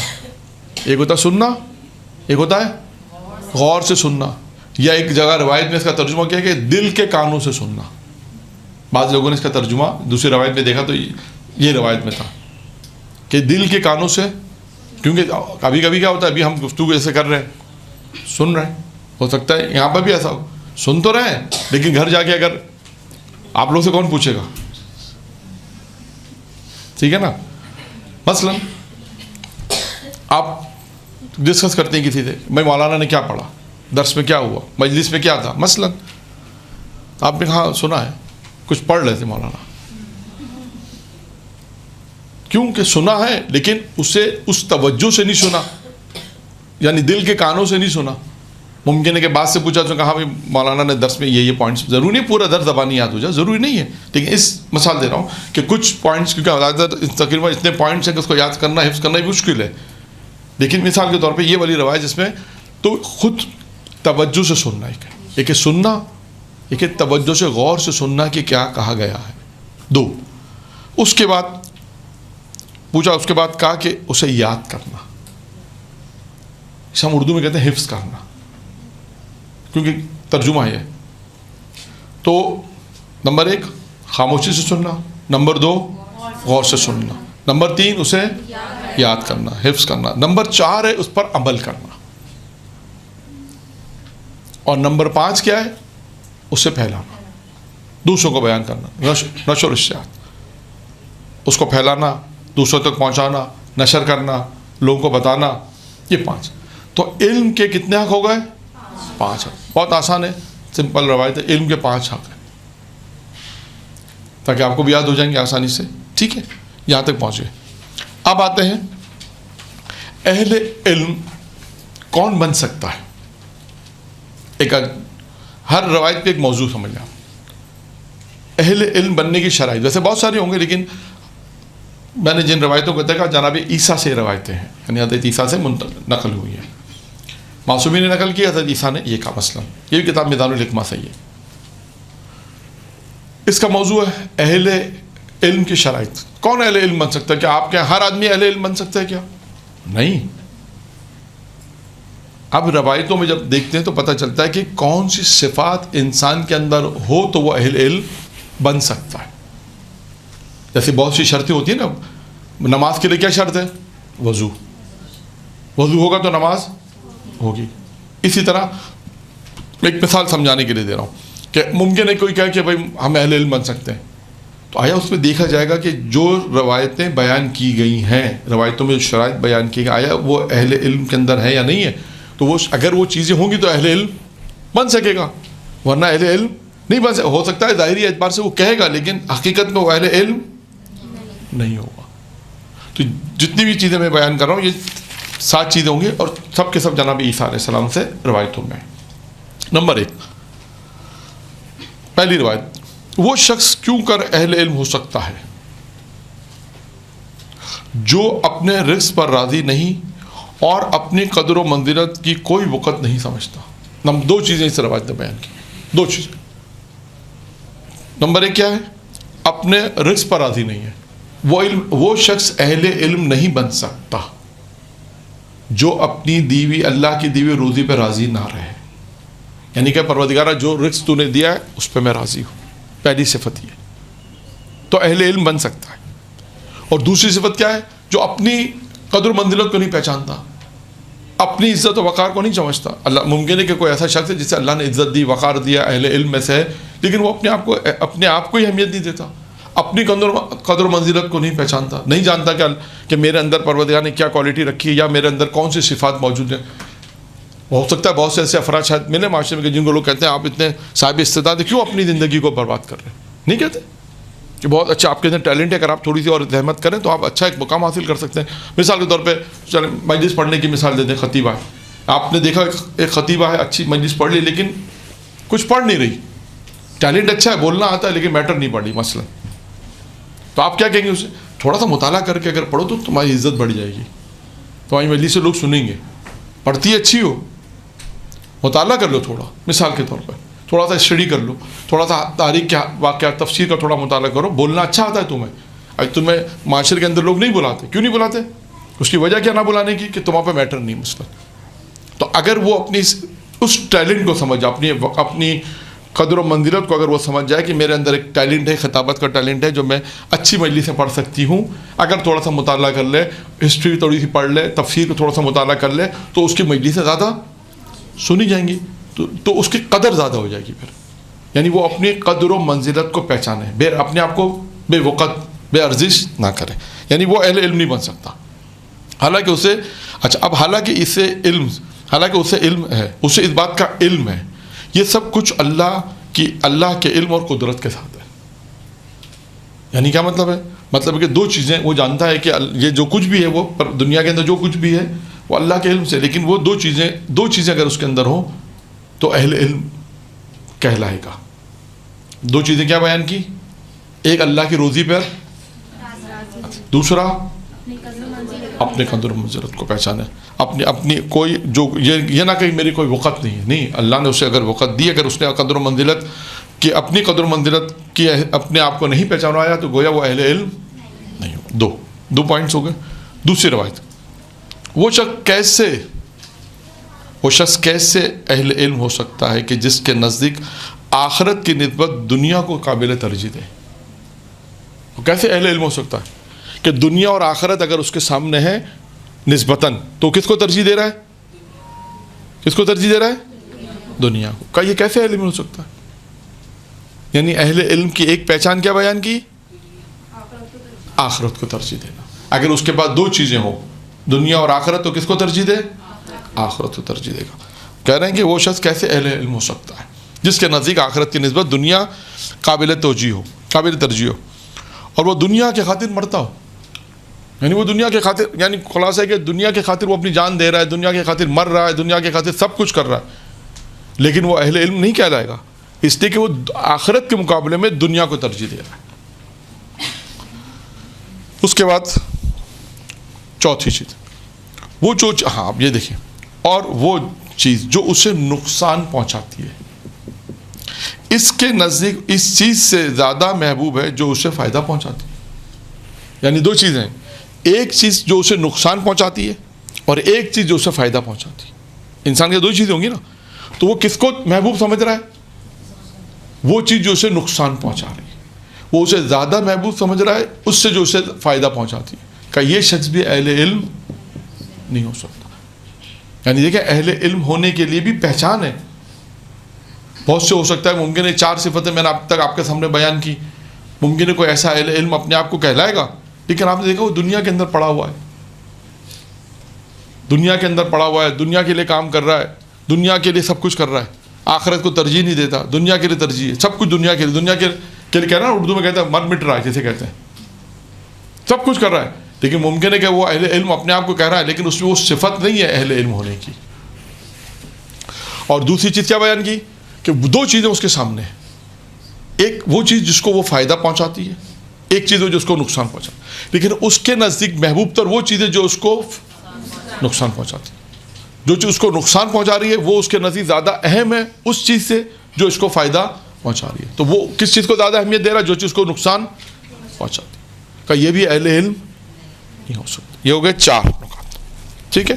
نمبر 5، وہ شخص کیسے عالم ہو سکتا ہے جو باتوں کو اس لیے حاصل کرتا ہے کہ دوسروں کو بتا سکے، اس لیے نہیں حاصل کرتا کہ اس پہ خود عمل کر سکے، جو بہت زیادہ ہے۔ وہ آپ کہتے ہیں کہ وہ اہل علم کیسے ہو سکتا ہے؟ کیسے اہل علم ہو سکتا ہے کہ وہ علم تو حاصل کرتا ہے لیکن کس کے لیے؟ دوسروں کے لیے۔ اور یہ روایتوں میں بھی ہے کہ سب سے زیادہ، میں خلاصہ بیان کر رہا ہوں مفہوم روایت، کہ روز قیامت میں وہ لوگ بہت زیادہ حسرت کریں گے۔ کون لوگ جانتے ہیں؟ ہاں وہ لیکن حسرت کیا کریں گے کہ جب جن کو جنت میں لے جایا جا رہا ہوگا وہ کہیں گے ان کو جنت میں لے جا رہا ہے اور ان کو جہنم میں، مثلاً کہیں گے بھائی ان کی باتوں سے تو ہم نے عمل کر کے ہم نے اچھا کام کیا، کہ یہ عمل نہیں کرتے تھے، صرف بولتے تھے ممبر سے۔ ایسا ہے روایتوں میں۔ تو اس کا کیا مطلب ہے کہ وہ علم جو انسان حاصل کرے اس پہ عمل کرے گا تو اہل علم کہلائے گا۔ پانچویں اہل علم بننے کے لیے پانچویں صفت کیا بنی کہ جو باتوں کو وہ حاصل کر رہا ہے اس پہ عمل کرے۔ اس لیے نہیں کہ میں حاصل تو کر رہا ہوں اس لیے کہ میں دوسروں کے اوپر کہ بھائی تم عمل کرو، عمل ہمارے لیے نہیں ہے، ممبر سے ہم تو بیان کر رہے ہیں لیکن ہمارے لیے کچھ نہیں ہے، آپ لوگوں کے لیے جو کچھ ہم تو اپنی مرضی سے جو کریں گے وہ کریں گے، لیکن اس کا نقصان ہو سکتا ہے دنیا میں شاید اتنا پتہ نہ چلے گا، لیکن آخرت میں تو بالکل واضح ہوگا، بالکل واضح ہوگا۔ اور روایتوں کے میں نے عرض کیا آپ کو مفہوم، میں نے عرض کیا کہ اس قسم کی روایتیں ہیں کہ یہاں پر جب وہ عالم جو عمل نہیں کرتے تھے انہیں جہنم کی طرف لے جایا جا رہا ہوگا تو وہ پوچھیں گے، اور جنہیں جنت جا رہے ہوں گے وہ کہیں گے انہیں کیوں جہنم کی طرف لے جایا جا رہا ہے؟ کہیں گے یہ دنیا میں کہا انہی کی باتوں سے تو ہم اس طرف آ گئے، انہی کی باتوں سے تو ہم نے نمازیں پڑھی، انہی کی باتوں سے ہم نے روزے رکھے، انہی کی باتوں سے ہم نے اخلاص پہ عمل کیا، ریاکاری نہیں کی، یہ جو کہتے تھے اس پہ ہم عمل کرتے تھے۔ تو کہا یہ جو کہتے تھے خود عمل نہیں کرتے، تو ایسے لوگ بھی اہل علم نہیں کراتے۔ 5۔ اب آ جائے آخری روایت جس میں 2 چیزیں اور بیان کی گئی۔ وہ شخص کیسے اہل علم ہو سکتا ہے جس کا راستہ تو آخرت ہے، آخرت کی طرف ہے لیکن اپنا رخ دنیا کی طرف کیے ہوئے ہے۔ کیا فرماتے ہیں؟ فرماتے ہیں وہ شخص کیسے اہل علم ہو سکتا ہے یعنی عالم ہو سکتا ہے کہ جس کا راستہ تو آخرت ہے لیکن رخ اس کا کہاں پر ہے؟ دنیا کی طرف۔ کہ یہ کیسے رخ اس کا، یعنی اب آپ مثال سمجھیں کہ آپ ہم سے سب پوچھیں جو پڑھنے والے ہیں کیا کہ ہمیں آخرت کے لیے کام کرنا ہے، ہم آخرت کو مد نظر رکھتے ہیں، ہم اپنی نگاہ میں آخرت ہے، لیکن ہم جس راستے پہ چل رہے ہیں وہ راستہ کون سا ہے؟ دنیا کا راستہ۔ تو ہمیں کبھی آخرت پھر نہیں ملے گی، اہل علم نہیں کہلائیں گے ہم کہتے تو ہیں کہ ہم آخرت کے لیے کام کرتے ہیں، ہم کہتے تو ہیں کہ آخرت کے لیے کام کرنا چاہیے، اور لیکن جب عمل کے لیے بات ہے تو ہم دنیا دار بن جاتے ہیں، سب چیزیں دنیا کے حساب سے کرتے ہیں، لوگوں کے حساب سے کرتے ہیں، بھائی لوگ کیا کہیں گے اچھا ٹھیک ہے یہ کر لیتے ہیں، خاندان والے کیا کہیں گے اچھا ٹھیک ہے آپ کی بات مان لیتے ہیں، محلے والے کیا کہیں گے چلو ان کی بات مان لیتے ہیں۔ آج کل میں نے پہلے بھی عرض کیا اور ہمیشہ ہم آج کل جتنے بھی لوگ سوالات کرتے ہیں اور جتنا بھی، کیونکہ معاشرہ ہمیں افراد سے بنتا ہے نا، اور یہ جو تمام افراد ہی فیصلہ کرتے ہیں اچھے اپنے حساب سے وہ اچھے برے کا، لیکن حقیقت کے اندر اچھا برا ہمیں دیکھنا چاہیے کہ، اور اچھے برے کا معیار میں نے عرض کیا پہلے بھی شروع میں اور ابھی بھی کہ معیار اہل بیت، خدا اور اہل بیت، بس ہر جگہ آپ کا معیار خدا اور اہل بیت ہوگا۔ وہ کب ہوگا؟ جب علم ہوگا آپ کے پاس حلال و حرام کا، جب آپ کے پاس تعلیمات آل محمد ہوگی، جب آپ کے پاس دین ہوگا، جب آپ کے پاس شریعت ہوگی۔ ہو سکتا ہے کہ آپ کے خاندان میں کوئی بڑا، مثال ہے آج کل مثال دے دیتا، کوئی بڑا یہ ایک ایسا فیصلہ کر رہا ہے کہ جو شریعت کے احکام کے مطابق نہیں ہے، ہو سکتا ہے، تو آپ فوراً کیا کہہ سکتی ہیں؟ یہ عمل نہیں ہو سکتا، اس لیے کہ حکم خدا سے ٹکرا رہا آپ کی بات۔ یہ جب انسان اسٹینڈ لے گا جب دین اس کے پاس ہوگا، تعلیمات اس کے پاس ہوگی، اور اس وقت بعض جگہ پہ کبھی کبھی انسان کو اسٹینڈ لینا پڑتا ہے، کبھی کبھی ایسا ممکن ہے آپ کے مولانا کبھی ایسا ماحول ہو، وہ پھر ذمہ داری والی بات ہے کہ آپ نے اپنا پیغام پہنچا دیا، آپ نے اپنی ذمہ داری پوری کر دی، اس کے بعد جو پھر آپ کی ذمہ داری نہیں، یعنی ہر شخص کی شخصاً، جیسے کہتا نا والد کی اپنی ذمہ داری، والدہ کی اپنی ذمہ داری، بچوں کے حوالے سے وہ اپنی ذمہ داری کو پورا کریں کہ جو اللہ نے ہمیں ذمہ داری دی ہے، جو حقوق بچوں کے ہیں وہ ہمیں ادا کرنے، جو میاں بیوی کے حقوق ہے وہ ہمیں ادا کرنے، یعنی بچوں کو تعلیمات دینی ہے تو جہاں اسکول کی تعلیم دی اچھی بات ہے، وہاں دین کی تعلیمات، वाजिबात की तालीमात। ऐसा ना हो कि वो रवायत जो भी 5वें इमाम से रवायत है, जो मैंने एक आलिम से सुनी है, किताब में अभी तक नहीं देखी, एक आलिम को मिंबर पे पढ़ते सुना था कि रोज़े क़यामत में क्या होगा, जब उन बच्चों से पूछा जाएगा जिन्होंने नमाज़ें नहीं पढ़ी, रोज़े नहीं रखे, तो वो बच्चे बड़े होने के यानी बालिग होंगे, मतलब 25-30 साल के, मतलब बच्चों का, उनसे ये पूछा जाएगा तुमने नमाज़ें क्यों नहीं पढ़ी, तो क्या कहेंगे जानते हैं? क्या कहेंगे? हमारे माँ बाप ने हमको नहीं तालीम दी। वो किसको फंसाएंगे? अपने माँ बाप को फंसाएंगे कि माँ बाप ने दुनियावी तालीम में तो हमारा बेहतरीन यूनिवर्सिटी, कराची की बेहतरीन यूनिवर्सिटी में उन्होंने एडमिशन कराया, हमें दुनिया की तालीम, बेहतरीन तालीम दी, दुनिया की A1 तालीम दी। हम इस वक्त मास्टर है, IT के भी मास्टर हम हैं, चार्ट अकाउंटर भी हमने पढ़ लिया है, और हम कंप्यूटर साइंस के भी मास्टर बना। हमारे माँ बाप ने इसमें हमारी कर्जा लेकर घर को गिरवी रखवा कर तालीमात ने बहुत हमारे को चैम्पियन बना दिया, यूँ समझ लें। इस वक्त हम अपनी जॉब भी कर रहे हैं, अपना काम भी कर रहे हैं, तो लाखों कमा रहे हैं, लेकिन दीन की तालीमात में माँ बाप ने हमारी तवज्जो नहीं दी, तो वो किसको फंसाएंगे? आपको। अल्लाह उनको रोज़े क़यामत में माँ बाप को बुलाएगा, फिर उनका हिसाब किताब होगा। फिर आलिम ने रवायत पूरी पढ़ी, कहा कि अल्लाह इन बच्चों को ये कह के नहीं छोड़ देगा कि तुम्हारे माँ बाप को, फिर अल्लाह उनसे कहेगा ये बताओ तुम्हारे माशरे में आलिम थे या नहीं थे, तुम्हारे माशरे में लोग नमाज़ पढ़ते थे नहीं पढ़ते थे, तुम्हारे माशरे में लोग दीन पे अमल करते नहीं करते। अब तुम्हारी अकल तो अल्लाह ने तुम्हें भी दी थी ना, जहाँ दीनी तालीम हासिल करने में इतने माहिर थे, चैम्पियन बन गए, तो क्या तुमने नहीं देखा लोगों को मस्जिदों में जाते हुए नमाज़ पढ़ते हुए? क्या तुमने नहीं देखा लोग अज़ादारी करते हुए? मिसाल है इमाम सैयद शुहदा में मिसाल के तौर पर, क्या तुमने नहीं देखा कि लोग हज कर रहे आ रहे हैं? क्या तुमने नहीं देखा कि लोग रोज़ा भी रखते हैं? क्या तुमने नहीं देखा कि लोग आलिमों से मसाइल पूछते हैं? तुमने उस वक्त क्यों नहीं पूछा आलिमों से? इसका ये कहकर बच नहीं जाएंगे, फंसाएंगे तो माँ बाप को ही रोज़े क़यामत में। तो इसका क्या मतलब है? माँ बाप की अपनी जिम्मेदारी है बच्चों को दीनी तालीम, वाजिबात की तालीम से तमाम वो तालीमात जो ज़रूरी हैं, वरना आज भी ऐसे वाक़यात हैं आपके सामने भी और मेरे पास भी दुनिया के अंदर, जिन लोगों से फ़ोन पे बात होती है वो क्या कहते हैं? वो ये कहते हैं कि हम जिन बच्चों के खातिर आज बाहर गए थे, ये जवाब है पेरेंट्स के, बाज़ लोगों के, कि जिन बच्चों के खातिर हम उनके एजुकेशन खातिर बाहर गए थे कि भाई बाहर हो जाएंगे तो उनका मुस्तकबिल सेफ हो जाएगा, अच्छी एजुकेशन ले लेंगे, और जवाब क्या देते हैं कि जिन बच्चों के खातिर हम गए थे आज वो बच्चे हमारे हाथ में नहीं हैं,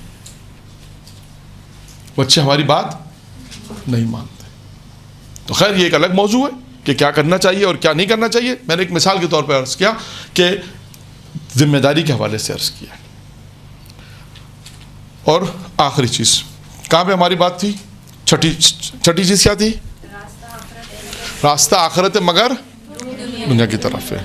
आखिरी जो चीज़ उनके लिए, वो चीज़ ये आ गई है, दोबारा इन्होंने रवायत में लिखी, जो चीज़ उसके लिए मुज़िर है वो इसको महबूब तर है उस चीज़ से जो इसके लिए मुफीद है। जो पहले एक रवायत में, इससे पहले वाली रवायत में चीज़ आ गई, तकरारी चीज़ है। मान वही खुलासा इन रवायत का कि अहले इल्म बनने के लिए, अहलियत के लिए यूँ कह लिए, अगर अहले इल्म भी बनना है, अहलियत अपने अंदर, तो उसके अंदर भी सलाहियत चाहिए। जिस तरह अगर आप एक बच्चे को एडमिशन कराती हैं स्कूल में जाकर, तो वो स्कूल वाले क्या कहते हैं? ये बच्चा हमारा मेयार पे नहीं उतरता, हम क्यों लें, हम अपना स्टैंडर्ड ख़राब नहीं करेंगे। यानी उस स्कूल के अंदर या यूनिवर्सिटी के अंदर एक मयार उन्होंने अपना बनाया है, और आपका बच्चा उस मयार पे उतरेगा तो हम उसको लेंगे, वरना आप देखें रिजेक्ट कर देते हैं कि आपका बच्चा कमज़ोर है, पहले इसकी जाके तैयारी करा कराएं। क्यों? हमारे स्कूल का मयार ख़राब हो जाएगा। यानी उनके पास एक स्टैंडर्ड है। इसी तरह अहले इल्म के बाद भी अल्लाह ने स्टैंडर्ड रखा कि ये सिफ़ात हो, 7 सिफ़तें, जो 6-7 सिफ़तें बयान की, ये 7 सिफ़तें होंगी तो अहले इल्म में आएगा, वरना अहले इल्म में नहीं आएगा, जितना भी इल्म हासिल कर ले।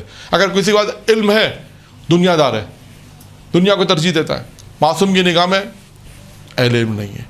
दुनिया की निगाह में हो सकता है अहले इल्म हो, मासूम की निगाह में नहीं है। नबी ने बता दिया कि ये अहले इल्म नहीं है। देखिए क्योंकि इसके अंदर वो क्वालिटीज़ नहीं है जो अहले इल्म के अंदर होनी चाहिए। दुरूद पढ़े मोहम्मद आले मोहम्मद।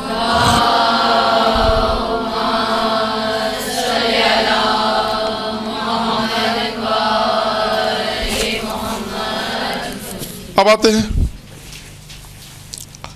इल्म के फ़वाइद, जो मैंने अर्ज़ किया था शुरू में कि अमीरुल मोमिनीन अलैहिस्सलातु वस्सलाम की एक रवायत है। दुरूद पढ़े मोहम्मद आले मोहम्मद।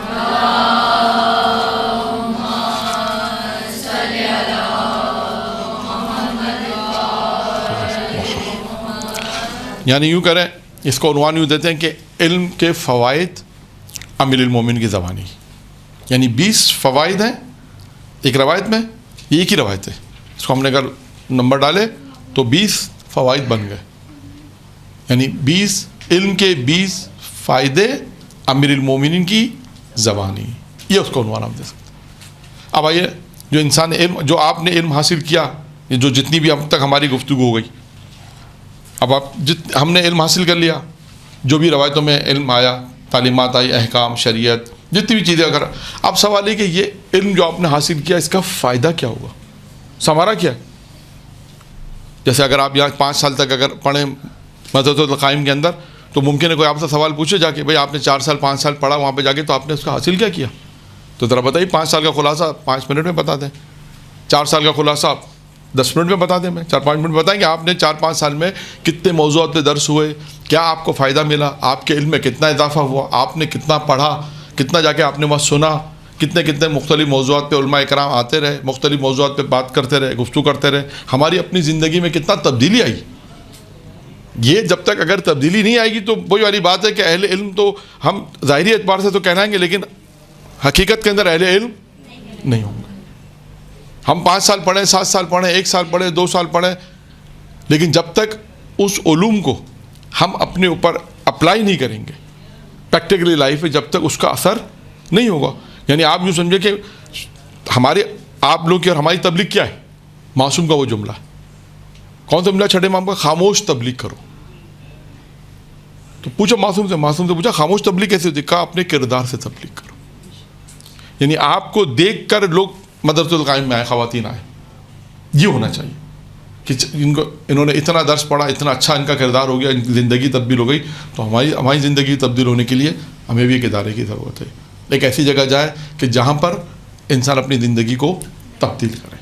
تو یہ فائدہ ہونا چاہیے، 1 سال آئیں، 2 سال آئیں، 3 سال آئیں، جہاں پر بھی جائیں، جیسے اسکول میں ہوتا ہے، میٹرک کے بعد کیا فائدہ ہے؟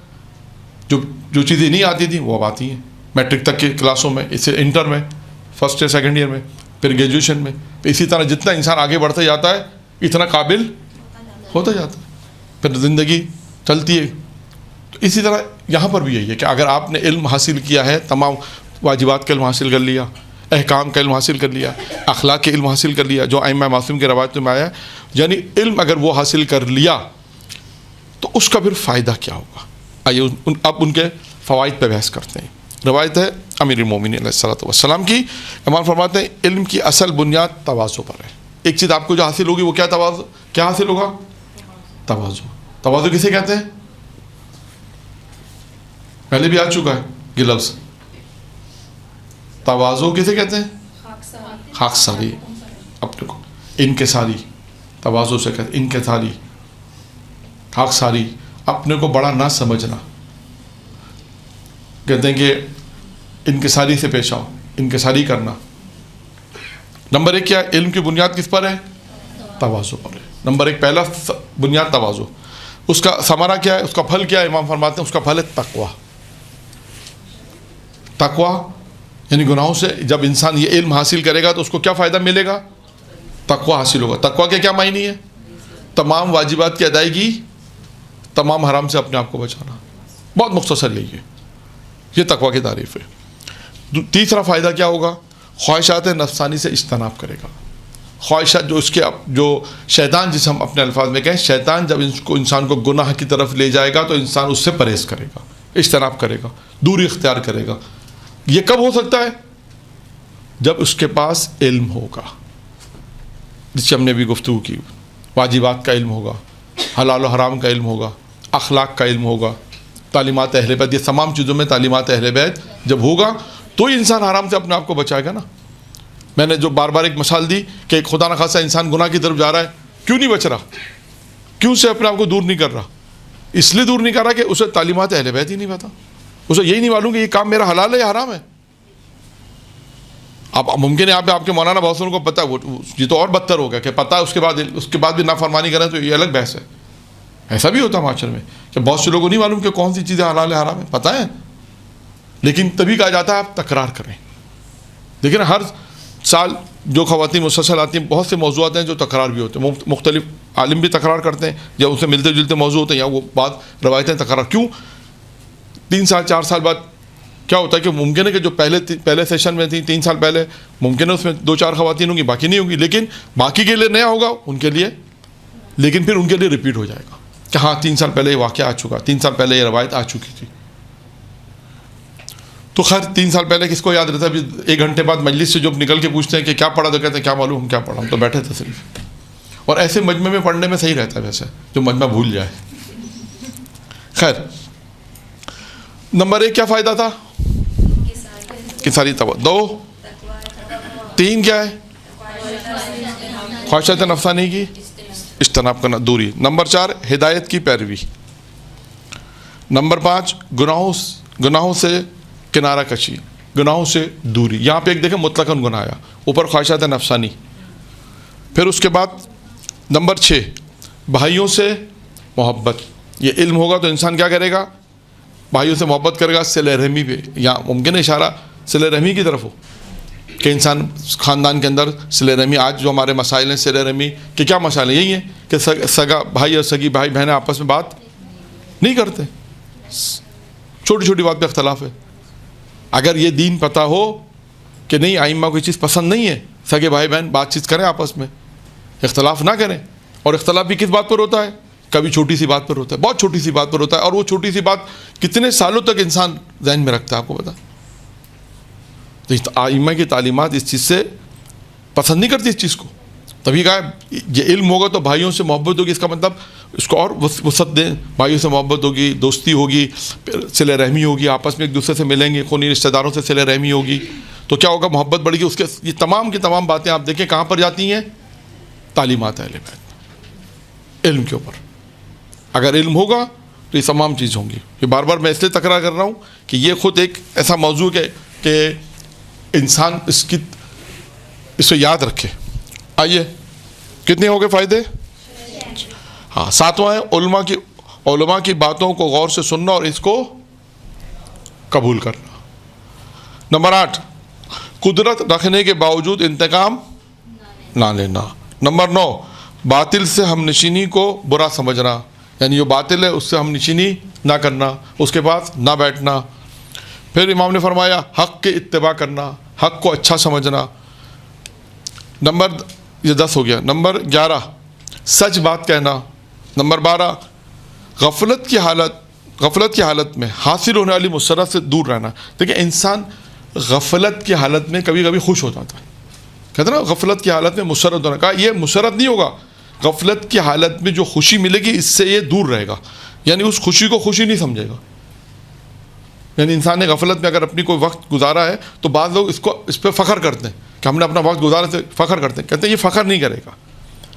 یعنی جو مسرت غفلت ہو گئی اس سے تو اس پہ مسرت نہیں ہوگا, خوش نہیں ہوگا کہ میں نے اپنا وقت ضائع کر دیا, بلکہ یہ اس پہ افسوس کرے گا کہ یار ایک وقت تھا, غفلت ہو گئی, میں نے اپنا وقت ضائع کر دیا کسی کام میں غفلت کی. تو کیونکہ بہت لوگ ہیں جو غفلت پہ خوش ہوتے ہیں, کہ یہ خوش نہیں ہوگا, اس مسرت جو حاصل ہوگی اس سے دور رہے گا. پھر اس کے بعد فرمایا پشیمانی میں کام کرنے والے سے وہ کام جو اس کو وہ کام اس سے محفوظ رہے گا جو پشیمان ہونے پر. خدا نہ خواستہ کوئی ایسا کام کر رہا ہے جیسے پشیمانی ہوگی تو اس کام سے دور رہے گا, یعنی ایسا کام انجام نہیں دے گا جس سے پشیمانی ہو. بہت آسان الفاظ میں, یعنی اسے معلوم ہے کہ اگر میں یہ کام انجام دوں گا تو مجھے پشیمانی ہوگی, تو پہلے سے اس کام سے دور رہے گا. پھر اس کے بعد ہے عقل مند کی عقل میں اضافہ ہوگا. یہ علم کیا کام کرے گا؟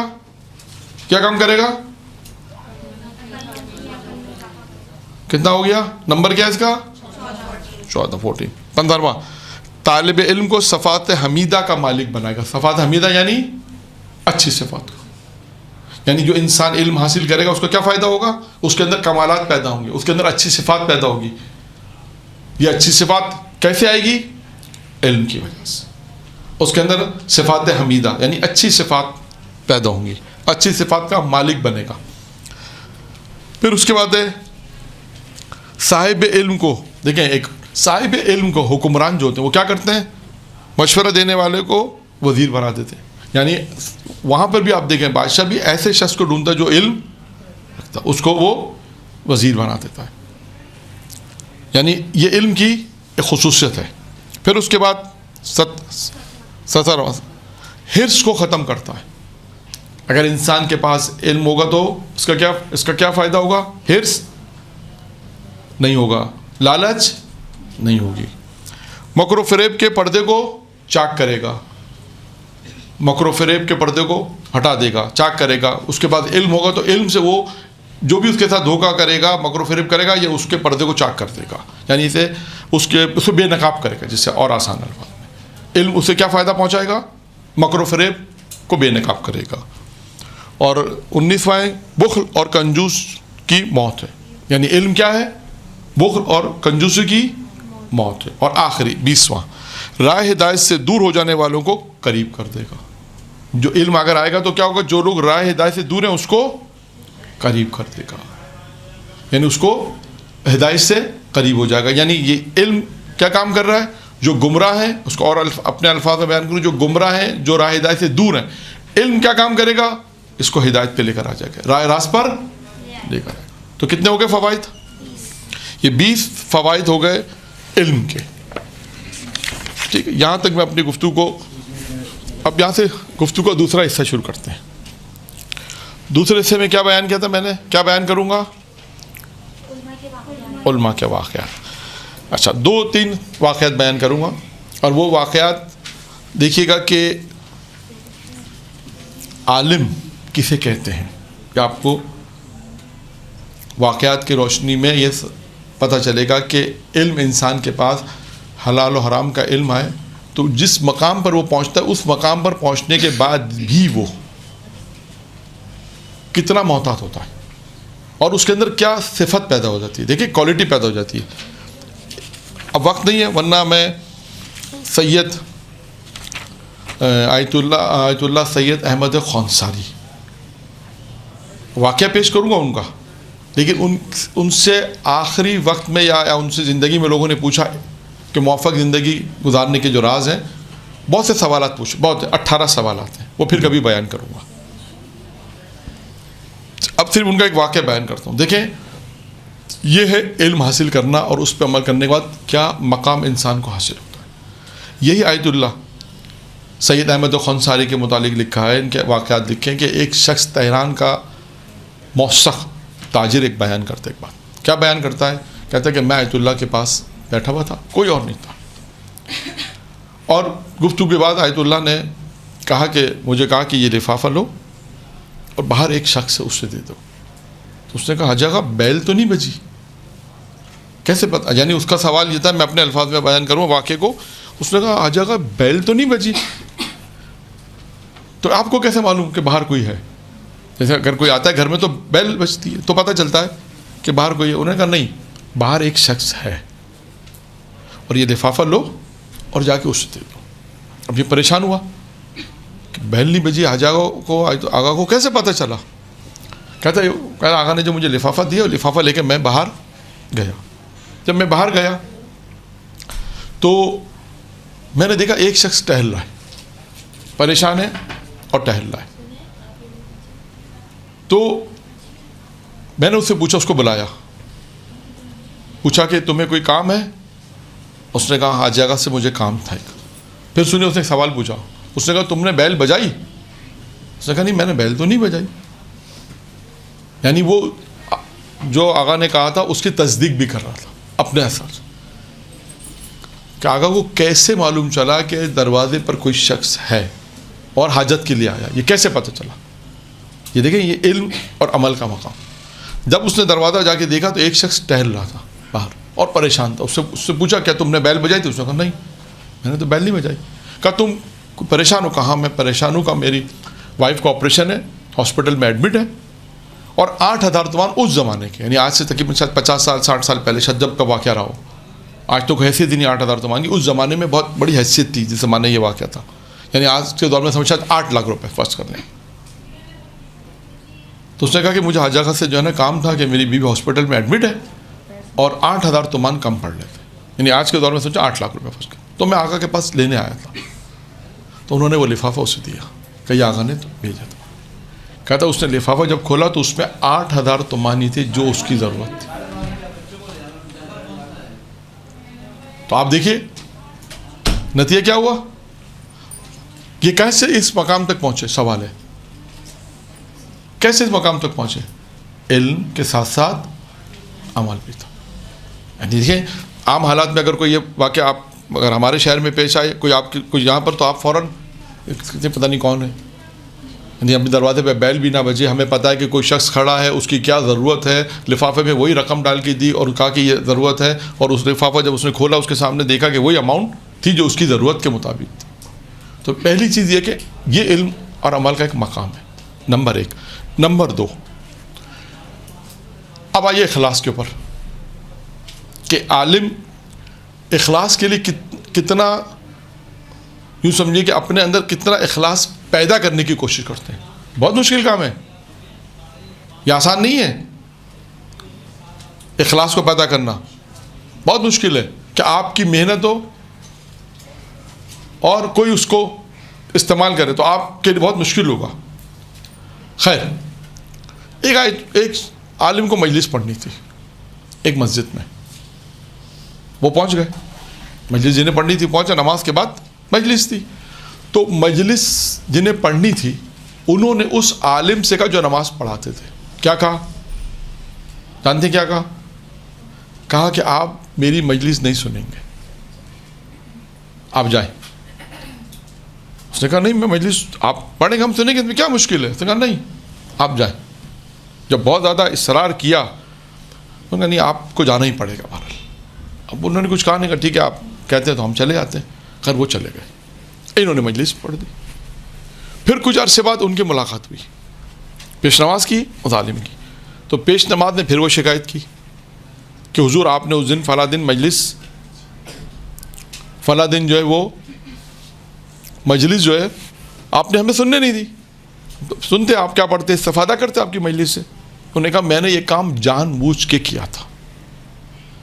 اب سنیں جان بوجھ کے کیا تو اس کا فلسفہ کیا تھا. اس نے کہا فلسفہ یہ تھا، اب وہ مجلس پڑھنے والا بیان کر رہا ہے. فلسفہ یہ تھا، کہا کہ آپ بھی مجلس پڑھتے ہیں میں بھی مجلس پڑھتا ہوں. آپ مجلس میں بیٹھتے تو کیا ہوتا کہ میں اس عوام کو یہ ثابت کرتا میں اس سے اچھا خطیب ہوں، یہی ظاہر کرتا، اور یہ ظاہر کرتا تو پھر میرا خدا کہاں جاتا. تو آپ میرے اور خدا کے درمیان میں حائل ہو رہے تھے، اس لیے میں نے آپ کو بھیج دیا. یعنی اخلاص دیکھیں کس طرح پیدا کرنا چاہتے ہیں. اس طرح اخلاص پیدا کرنے کی کوشش کرتے ہیں کہ خدا کے سامنے جب عمل کر رہے ہیں اس میں کوئی رکاوٹ نہیں آنی چاہیے. تب انسان اخلاص کے ساتھ جب عمل کرتا ہے تو پھر کسی مقام تک پہنچتا ہے. یہ اخلاص کا ایک نمونہ کہ میرے اور خدا کے درمیان میں نے اخلاص سے مجلس پڑھ رہا تھا. ہوتا ہے بعض اوقات کوئی عالم آ کے بیٹھ گیا جہاں ہمارے ہم عمر ہے تو ہم نے کہا اچھا یہ بھی بڑے خطیب ہے، اب عوام کو ہم بتائیں گے ہم کتنے بڑے خطیب ہیں.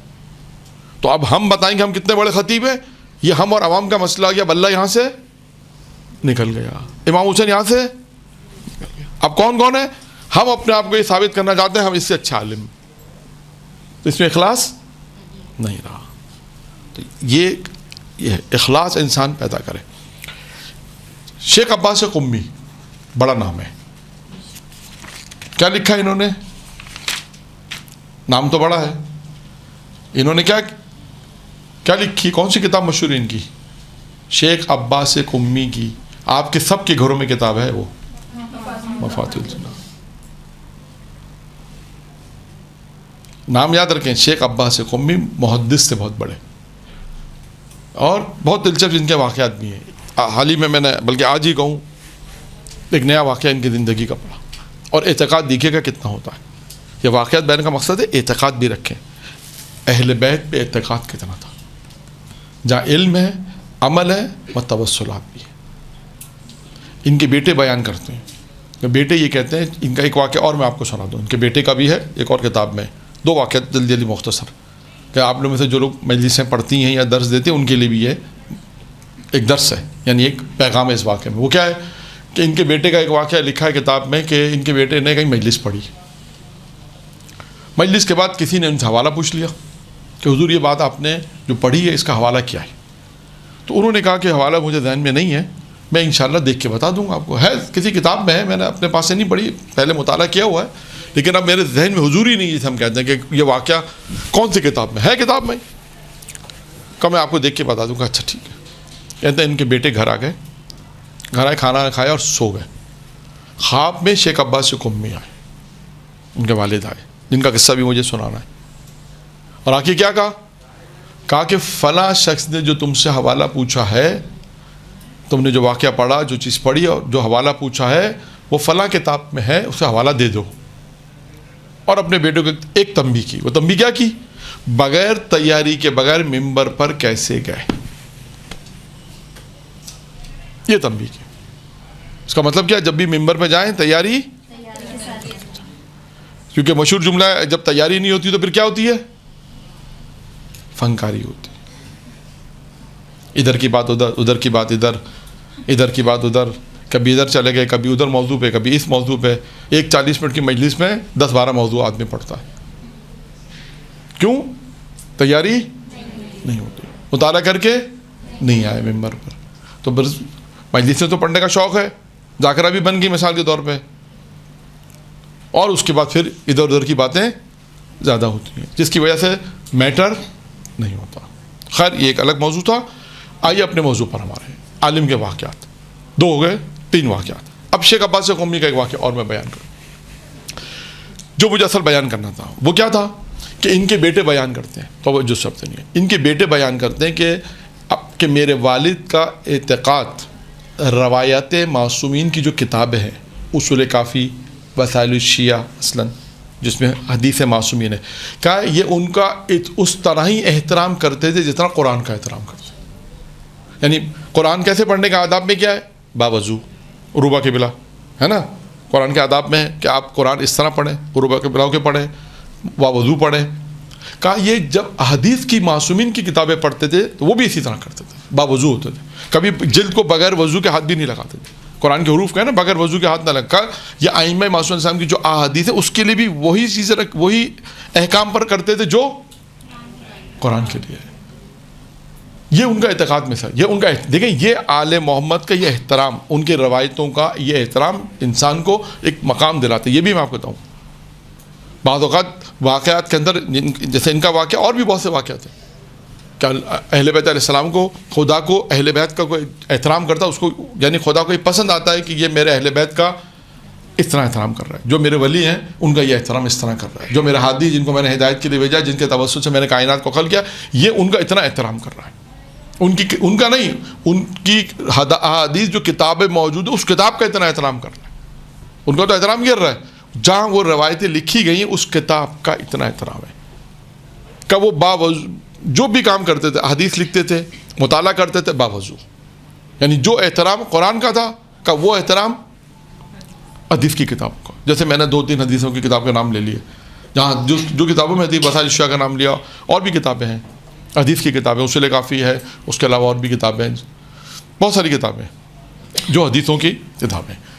اب ایک مرتبہ ان کے بیٹے یہ بیان کرتے ہیں کہ ایک مرتبہ ایسا ہوا کہ جب بابا اٹھے, یعنی شیخ عباس قمی جب ایک دن اٹھے تو ان کی آنکھوں میں شدت سے درد ہوا, اور اتنا درد ہوا کہ وہ نہ لکھ سکتے تھے نہ مطالعہ کر سکتے تھے, اور اپنے آپ میں خیال کرنے کے کہ کیوں ایسا ہو رہا ہے, اور گریہ کیا.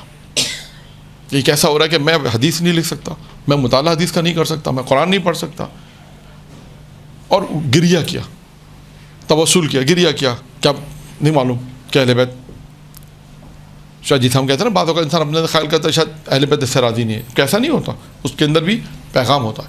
اب کہا کہ گریہ کہ میرے بابا نے گریہ کیا, اور اس کے بعد کہا جب میں اس زمانے میں مشغول تحصیل علم تھا, یعنی میں بھی مشغول تھا, درس میں جاتا تھا. کہا میں جب یہ والد کے ساتھ یہ واقعہ جب پیش آیا, وہ جب اٹھے تو درد شدت سے درد تھا, کچھ کر نہیں سکتے. جب میں درس سے واپس آیا, صبح گیا, ظہر پہ آیا, دیکھا کہ والد مشغول ہے درس میں, لکھ رہے ہیں درسوں کو, حدیث کو لکھ رہے ہیں, کوئی بالکل ویسے جیسے پہلے لکھتے تھے. تو میں نے اپنے والد سے پوچھا کہ آپ کی آنکھوں کا درد صحیح ہو گیا, آپ نے کیا علاج کیا, آپ تو ویسے ہی لکھ رہے جیسے پہلے لکھتے تھے, کیسے فرق پڑا, کیا کیا. اب دیکھو انہوں نے جواب کیا دیا, یہ مہم ہے یہ جواب. انہوں نے کہا میں باوضو ہوا, اور اصول کافی جس میں معصومین کی روایتیں ہیں, میں نے کہا اصول کافی کا, اس اصول کافی کو میں نے اپنی آنکھوں سے مس کیا.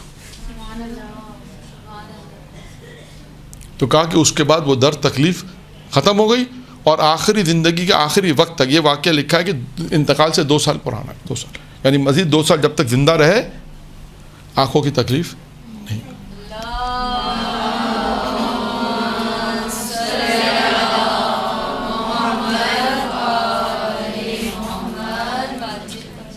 اسے کہتے ہیں اعتقاد، احترام کرنا. ہم نے بعض لوگوں کو کمب میں دیکھا ہے کہ جیسا کتاب خانہ ہوتا ہے، بعض ڈرائنگ روم عموماً وہاں کتاب خانہ ہی ہوتا ہے، لوگ آ کے بیٹھتے ہیں. تو بعض لوگ ہم نے باقاعدہ دیکھا کہ وہ جیسا میں بیٹھا ہوں، اگر کتابیں ہیں نا اس کے پیچھے تو نہیں بیٹھیں گے، پش نہیں کریں گے کتابوں کو. اتنا احترام کرتے ہیں کتابوں کا جس پر ائمہ معصوم کی روایتیں لکھی ہوتی ہیں. وہ کہتا ہے ان کتابوں کی طرف پش کر کے بھی نہیں بیٹھتے، دیوار سے ٹیک لگا لیں گے، یعنی ان کے پیچھے کوئی چیز نہیں ہوگی. یعنی بات دیکھا آپ نے، اب لائبریری میں آئے بیٹھے تو کہاں بیٹھیں گے، بلا کر ان کی پش تو کتابیں. وہ بعض لوگ ہم نے خود دیکھا ہے وہ احترام کرتے تھے، جگہ ایسی ڈھونڈتے تھے جہاں اگر بیٹھے تو پش پہ کتابیں نہ ہوں. یہ احترام ہے. خیر، تو اب آتے ہیں ایک اور واقعے کے اوپر، اور اس کا تعلق ہماری پہلی گفتگو سے تھا جو ہم نے بیان کی تھی. بیان کیا تھا؟ حلال روزی. حلال رزق کہاں پر آیا تھا ہمارے پاس؟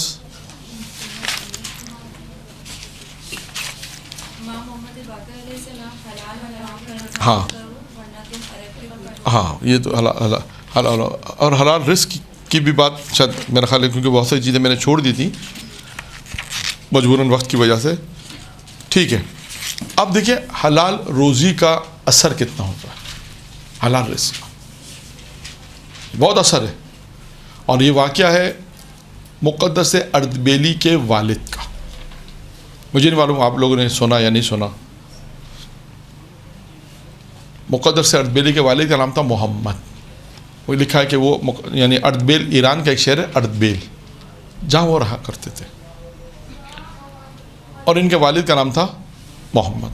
بیان کرتے ہیں کہ ان کے والد ایک مرتبہ جو ہے وہ زراعت کر رہے تھے، کھیتی باڑی کر رہے تھے، زراعت کر رہے تھے، اور زراعت کرتے کرتے انہوں نے دیکھا کہ ایک نہر ہے، وہاں پہ ایک سیب گرا اور انہوں نے وہ سیب کھا لیا. واقعہ سنا ہوا میرا خیال ہے آپ کا، سب کو سنا ہوا ہے. میرا خیال اکثریت کا شاید نہیں سنا ہوا، مجھے علم تھا کہ شاید پہلے کسی نے اس کو بیان کیا ہوگا. خیر، وہ سیب انہوں نے اٹھا کے کھا لیا. اب آپ سوچئے کہ یہ وہی ان کی مثالیں ہوں گی ہمارے بچپن کے اندر. یہاں سے میں ایک اور موضوع بھی بیان کر دوں. جسے ہم لوگ اس کو ایک موضوع کیا دیتے ہیں، جو چیزیں اگر آپ نے نابالغت میں کسی کو نقصان پہنچایا ہے تو بالغ ہونے کا اس کو دینا رد مظالم. یہاں سے بھی یہ مسئلہ کہ اگر کسی نے نابالغت میں کسی کو نقصان پہنچایا ہے، بالغ ہونے کے بعد پہنچا تب بھی، اور نابالغت میں اگر نقصان پہنچا دیا کسی کو اسکول کے اندر، کہیں پہ بھی اسکول میں، کہیں پر بھی، اسکول کے علاوہ زیادہ تر لوگ اسکول کی مثالیں دیتے ہیں، ٹیوشن سینٹر میں گئے کہ کسی کو اگر نقصان پہنچا دیا، کسی کے مال کھا لیا تو اس کو واپس پہنچانا ہے. اگر وہ نہیں ہے، نہیں پتہ کہاں تھا، ہم نے محلہ چینج کر دیا، شہر چینج کر دیا، ہمیں نہیں معلوم، تو اس کے بعد کہتے ہیں کہ یہ پیسہ جتنا بھی آپ اندازہ کریں کہ میں نے 1000 2000 3000 تک کا نقصان پہنچایا ہوگا بچپن میں کسی کو، تو وہ پیسے مجتہد کے وکیل کو جا کے رد مظالم کے عنوان سے دیتے. ٹھیک ہے، یہ بھی ایک بات ہو گئی. اب انہوں نے وہ سیب کھا لیا، مالک تو نہیں تھے یہ اس کے. اب انہیں یہ احساس ہوا یہ کام غلط ہوا.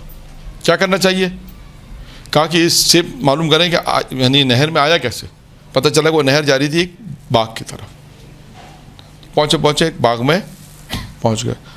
باغ میں پہنچے، پتہ چلا اس درخت جو ہے اس باغ میں تھا. معلوم کیا باغ کا مالک کون ہے؟ پتہ چلا کہ باغ کا مالک فلاں شخص ہے. اس کے پاس پہنچ گئے، کہنے کہ بھائی مسئلہ یہ سارا کہ تمہارے درخت سے ایک سیب گر گیا تھا، وہ میں نے کھا لیا، مجھے حلال کر دو. اسے کہتے ہیں حلالیت طلبی. مجھے حلال کر دو. کہ میں نے کہا یا پیسے لے لو، دو میں سے ایک چیز ہو سکتی ہے. اس نے کہا میں اس باغ کا جو مالک ہے، شریک یعنی مالک، ہم 2 بھائی ہیں، 2 ہیں. میں تو یہاں رہتا ہوں، میں تو تمہیں حلال کر دوں گا، لیکن میرا جو بھائی وہ نجف میں رہتا ہے، تو اب تمہیں اس سے جا کے بات کرنی پڑے گی تاکہ وہ آدھا سیب اگر حلال کر دے تو تمہاری جان بچ سکتی. جو بھی بات گفتگو کی ہو. اب انہوں نے سوچا کہ کیا کیا جائے. اب آپ سوچئے کہ کیا آدھے سیب کا مسئلہ ہے سارا. کس کا مسئلہ ہے؟ اب آپ سوچئے کہ آدھے سیب کے لیے انسان کیا کر رہا ہے. پھر اپنی زندگی کو دیکھیں. خدا نخواستہ ایسا تو نہیں کہ کسی کا حق کھا رہا ہے، ایسا تو نہیں کسی پہ ظلم ہو رہا ہے، ایسا تو نہیں کہ ہم اپنی زندگی میں کسی کو نقصان پہنچا رہے ہیں. یہ سب چیزیں ہمیں چیک کرنی پڑیں گی اپنے اعتبار سے. اب انہوں نے کہا کہ وہ تو نجف میں رہتا ہے. اس نے کیا سوچا تھا کہ نجف جائیں گے تو امیر المومنین کی زیارت بھی کر لیتے ہیں اور جا کے اس سے مصالحت بھی کر، جس کو ہم لوگ کہتے ہیں اپنی زبان میں مصالحت کرنا، جا کے اس سے کہیں گے بھائی ہمیں مصالحت کر لیتے، معاف کر دو یا پیسے لے لو، دو میں سے ایک چیز ہوگی۔ کہا انہوں نے سفر طے کیا، کہا نجف پہنچے، زیارت کی، اس کے بعد اس کے جو پتہ تھا اس کے بھائی کے پاس پہنچ گئے۔ اس کے بھائی نے کہا کہ میں ایک شرط پہ تمہیں معاف کروں گا، ایک شرط پہ میں معاف کر دوں گا، ایک شرط پہ کہ میری بیٹی سے شادی کرنی ہوگی۔ اب آپ سوچیں کہ آدھے سیب کے لیے کہا میں معاف کر دوں گا، ایک شرط پہ کہ میری بیٹی سے شادی کرنی۔ اب ممکن ہے کہ لوگ کیا مولانا ایسے ہمیں بھی پتہ بتا دیں، لیکن ہوا کیا، اس نے کہا میری بیٹی سے شادی کرنی بس شرط۔ اس نے کہا ٹھیک ہے۔ اس نے کہا میری بیٹی دیکھ نہیں سکتی آنکھوں سے، نابینا ہے، کان سے بہری، سن اور ہاتھ پیر بھی صحیح نہیں، فالج اور چل پھر بھی نہیں سکتی۔ یہ تین چیزوں میں مبتلا ہے، نہ دیکھ سکتی ہے، نہ سن سکتی ہے، نہ کہ میری بیٹی کی تمہیں شادی کرنی ہو اس سے۔ اب انہوں نے سوچا کہ آدھا سیب حلال کرا لو یا ایسی لڑکی سے شادی کر لو۔ اب بولیں گے مولانا یہاں دیکھنے والی اتنی پریشان کرتی ہے، بغیر دیکھی والی کتنی پریشان کرے گی، سننے والی اتنی پریشان کرتی ہے نا۔ معاشرے میں بہت سارے مسائل ہیں، ایسا نہیں کہ نہیں ہے۔ اب ان کے نزدیک کیا تھا، آدھا سیب یا ایسی لڑکی، اور ساری زندگی، شادی کے بعد تو ساری زندگی ہے، کیسی لڑکی جو دیکھ نہیں سکتی، سن نہیں سکتی اور چل پھر بھی نہیں سکتی۔ اس کا مطلب ہے ظاہری اعتبار سے اگر اس کو ہم بیان کریں تو گویا شادی کے بعد اسی کی خدمت کرنی پڑے گی۔ میں جو چل پھر نہیں سکتی، سن نہیں سکتی، دیکھ نہیں سکتی، اس کو کیا کریں گے؟ یا تو لوگ منع کر دیں، اچھا وہ منع کریں گے تو کیا نتیجہ؟ اس نے کہا آدھا سے حلال نہیں ہوگا، آدھا سے حلال نہیں ہوگا تو روز قیامت میں پکڑ ہو جائے گی۔ اب روز قیامت کو دیکھیں یا ایسی لڑکی سے شادی کو دیکھیں۔ اب ان کے نزدیک ایک مشکل مرحلہ تھا نا دنیا میں، یہ باتیں ہو سکتا ہے دنیا عام لوگ یہ باتیں جو میں آپ کو بیان کر رہا ہوں، ہو سکتا ہے لوگ کہ مولانا یہ ایسی باتیں، یہ ایسی نہیں ہے، یہ وہ لوگ سمجھ سکتے ہیں جنہوں نے دین سمجھا ہے۔ یہ میں آپ کو بتا دوں، بات ہماری وہیں پہ اول میں آ جائے گی، یہ وہی سمجھیں گے جن کے بعد تعلیمات آل محمد ہے۔ عام اگر کسی کو آپ یہ قصہ سنائیں گے ایسی کتابوں میں لکھا ہوتا ہے، ایسا کچھ نہیں ہوتا، لیکن یہ وہ سمجھیں گی کہ جو تعلیمات آل محمد سے آگاہ ہیں، کہ حلال و حرام کو سمجھتے ہیں، کہ اگر آدھا سیب بھی ہے اس کے لیے اتنا سفر کرنا، نجف جانا، زیارت بھی ملے گی، زیارت بھی ملی، اور جا کے چلو اس سے کہیں گے مصالحت کر لو، آدھا سیب حلال کر دوں گا۔ اب اس کے بعد دو راستے تھے، دو میں سے ایک راستہ تھا، کوئی شادی یا انکار۔ اگر انکار کریں گے تو آدھا سیب حلال نہیں ہوگا، تو اس کا جواب کب دینا پڑے گا؟ روز قیامت میں۔ اب آئیے ہم اپنی گفتگو میں، یہ اہل علم میں سے تھے، انہوں نے دنیا کو انہوں نے آخرت کو ترجیح دی، دنیا کو ترجیح نہیں دی۔ انہوں نے کہا مجھے شادی منظور ہے، ہاں، ویسے اکثریت تو منع ہی کرے گی، اس لیے کہ وہ کہیں گے کہ میں عرض کیا نا، کہیں گے بھائی ایسی سے کیسے شادی کی جائے جو نہ دیکھ سکتی ہو، نہ سن سکتی ہو، نہ چل سکتی ہو، بڑا مشکل ہے۔ لیکن بہرحال انہوں نے اس بات کو ترجیح دی، یہاں پہ دنیا کو ترجیح نہیں دی، آخرت کو ترجیح دی۔ پھر کیا ہوا؟ ان کی شادی ہو گئی، شادی نکاح ہوا۔ جب اپنے کمرے کہتے ہیں پہنچے، بیوی کو دیکھا تو وہ دیکھ سکتی ہے، بول بھی سکتی ہے، چل بھی سکتے، سالم ہے، یعنی جو ابا نے جو ساری چیزیں بتائی تھی اس کے سب برعکس، سب الٹا، سب الٹا تھا۔ حیران ہو گئے، پریشان ہو گئے، کہنے لگا جو باپ نے بتایا تھا اس کے تو برعکس ہے۔ باپ نے کہا تھا دیکھ نہیں سکتی، دیکھ سکتی، باپ نے کہا تھا سن نہیں سکتی، سن سکتی ہے، باپ نے کہا تھا چل پھر نہیں سکتی، چل پھر سکتی ہے۔ پھر اس لڑکی نے خود ہی ان تمام چیزوں کی توضیح پیش کی، لکھا اس نے کہا ہاں، اپنے شوہر سے کہا میرے باپ نے کہا تھا کہ میں دیکھ نہیں سکتی، اس کا مطلب تھا کہ میں نے آنکھوں سے اب تک کوئی گناہ نہیں کیا۔ کہ میرے باپ نے کہا کہ میں سن نہیں سکتی، اس کا مطلب کان سے میں نے اب تک گناہ نہیں کیا۔ کہ میرے باپ نے کہا کہ میں ہاتھ پیر سے معذور چل نہیں سکتی، اس کا مطلب میں نے ہاتھ پیر سے خدا کی نافرمانی نہیں کی۔ اس کے بعد ان کی جب اب اس کا یہاں پہ نتیجہ کیا دیا لوگوں نے؟ نتیجہ دیا کہ حلال، اور حلال کھانے کے بعد وہ اگر خدا نخواستہ حرام ہوتا تو اس کا نتیجہ کا یہ حلال کا سبب کیا تھا کہ مقدس اردبیلی جیسی اولاد اللہ نے انہیں عطا کی۔ یہ حلال کا ثمرہ ہے، اس آدھے سیب کا ثمرہ یہ ہے کہ اللہ نے انہیں مقدس اردبیلی جیسی اولاد دی، جن کا نام محمد لکھا ہے، شاید ان کا نام بھی محمد تھا، یعنی احمد نام تھا، والد کا نام محمد ہے، ان کا نام احمد نام تھا. اور مقدس ارد بیلی وہ ہیں جن کے واقعات کیا بیان کیے جاتے ہیں کہ جنہوں نے مسئلہ پوچھنے گئے تھے ایک امام زمانہ سے، نہیں مسئلہ پوچھنے گئے جب وہ پریشان تھے، ایک مسئلہ نہیں سمجھ میں آ رہا تھا، کس کے پاس گئے؟ نجف میں رہتے تھے امیر المومنین کے پاس گئے، امیر المومنین سے گفتگو کی. وہ پورا واقعہ ہے، جنہیں معلوم آپ لوگوں نے سنا یا نہیں سنا یہ واقعہ؟ یہ واقعہ چلو اس کو بھی سنا دیتے ہیں. لکھا ہے تاریخ میں کہ مقدس ارد بیلی مطالعہ کر رہے تھے، اور مطالعہ کرتے کرتے کچھ چیز ان کی سمجھ میں نہیں آ رہی تھی. مثلا کوئی بحث تھی، مشکلات تھی، کس کے پاس جائے، کیسے حل کرے؟ کہا نجف میں تھے، کس کے پاس گئے؟ امیر المومنین کی بارگاہ میں گئے. جب حرم میں پہنچے دروازے اس نے دیکھا خود ہی کھل رہے، تو خادم نے یہ منظر دیکھا، جو خدام ہوتا ہے نا خادم، نے دیکھا کہ کوئی شخص آ رہا، دروازہ کھل گیا، حرم میں گیا، دروازہ کھل گیا، پھر وہ ان کے پیچھے اور دیکھا کہ کچھ گفتگو ہو رہی ہے امیر المومنین سے، سوال پوچھ رہے، جواب دے رہے. پھر دیکھا مقدس ارد بیلی باہر نکل رہے، پھر باہر نکلے اور دیکھا تھا مسجد سہلا کی طرف، کوفہ کی طرف، مسجد سہلا کی طرف ان کے پیچھے گئے. پھر وہاں دیکھا ان کی کچھ گفتگو ہوئی، اور وہاں سے جب وہ واپس آ رہے تھے، دیکھا جب واپس آ رہے تھے تو اس خادم کو کھانسی آ گئی. تو انہوں نے پیچھے مڑ کے دیکھا، کون؟ کہا میں خادم ہوں سرکار حرم کا. کہا یہ بتا کب سے میرے پیچھے ہو؟ کہا میں تو شروع سے آپ کے پیچھے ہوں، شروع سے آپ کو دیکھ رہا تھا، آپ کیا کر رہے ہیں؟ نجف اشرف سے میں آپ کے ساتھ ہوں. تو اس سے پوچھا آپ سارا ماجرا بیان کرو. تو انہوں نے کہا میں ایک شرط پہ بیان ماجرا، ایک شرط کہ میری زندگی میں کسی کو نہیں بتاؤ گے. کہا یہ وعدہ کرتا ہوں کہ میں آپ کی جب تک آپ حیات ہیں یہ کسی کو نہیں. دیکھیں یہ خود ایک عالم کے لیے یہاں پہ بھی ایک نقطہ ہے. کیا نقطہ ہے؟ کہ اللہ نے انہیں جو فضیلت دی اپنی زندگی میں نہیں بتانا چاہ رہے کہ بھائی میری زندگی میں شہرت مل جائے، جا کے لوگوں کو بتاؤ. اگر ہمارے پاس کوئی ایسا علم آ جائے، کوئی ہم سے پوچھے، ہم کہتے ہیں ہم فخر سے بتائیں گے، شرط نہیں لگائیں تاکہ یہ پھیلا دے، تاکہ لوگ ہماری واہ واہ کریں، کیا مولانا ہے سرکار، کیا واہ واہ ہے. یہ اس میں ایک راز پوشیدہ ہے. ایسے عالم، میں کہا نا، علم، عمل، تعلیم.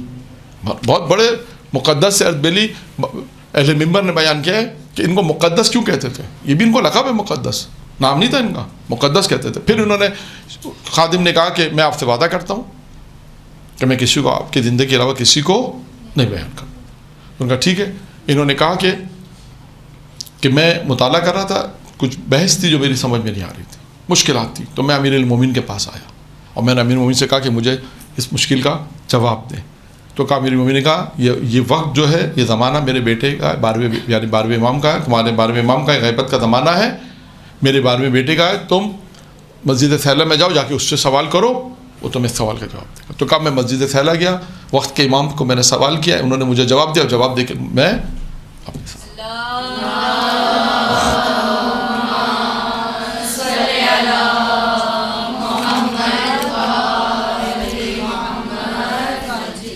تو یہ مقدس ارد بیلی کی عظمت، مقام، امام امیر المومنین سے سوال کرنا، امام زمانہ سے ملاقات، ان کے سوال کا جواب، یہ اس کے نتیجہ کا تھا. اس سے پہلے جو ان کے والد کا واقعہ تھا، حلال کا نتیجہ تھا کہ ایک آدھے سیب کے لیے انہوں نے اتنا سفر کیا. اس کے بعد انہیں ایسی بیوی ملی، خدا نے ایسی نیک بیوی دی کہ جنہوں نے تمام گناہوں سے اپنے آپ کو زندگی میں پاک رکھا، اور اللہ نے پھر اس کے نتیجے میں انہیں ایسا بیٹا عطا کیا کہ اس کے نتیجے میں پھر یہ بیٹا جو تھا یہ ایک مجتہد اپنے زمانے کا.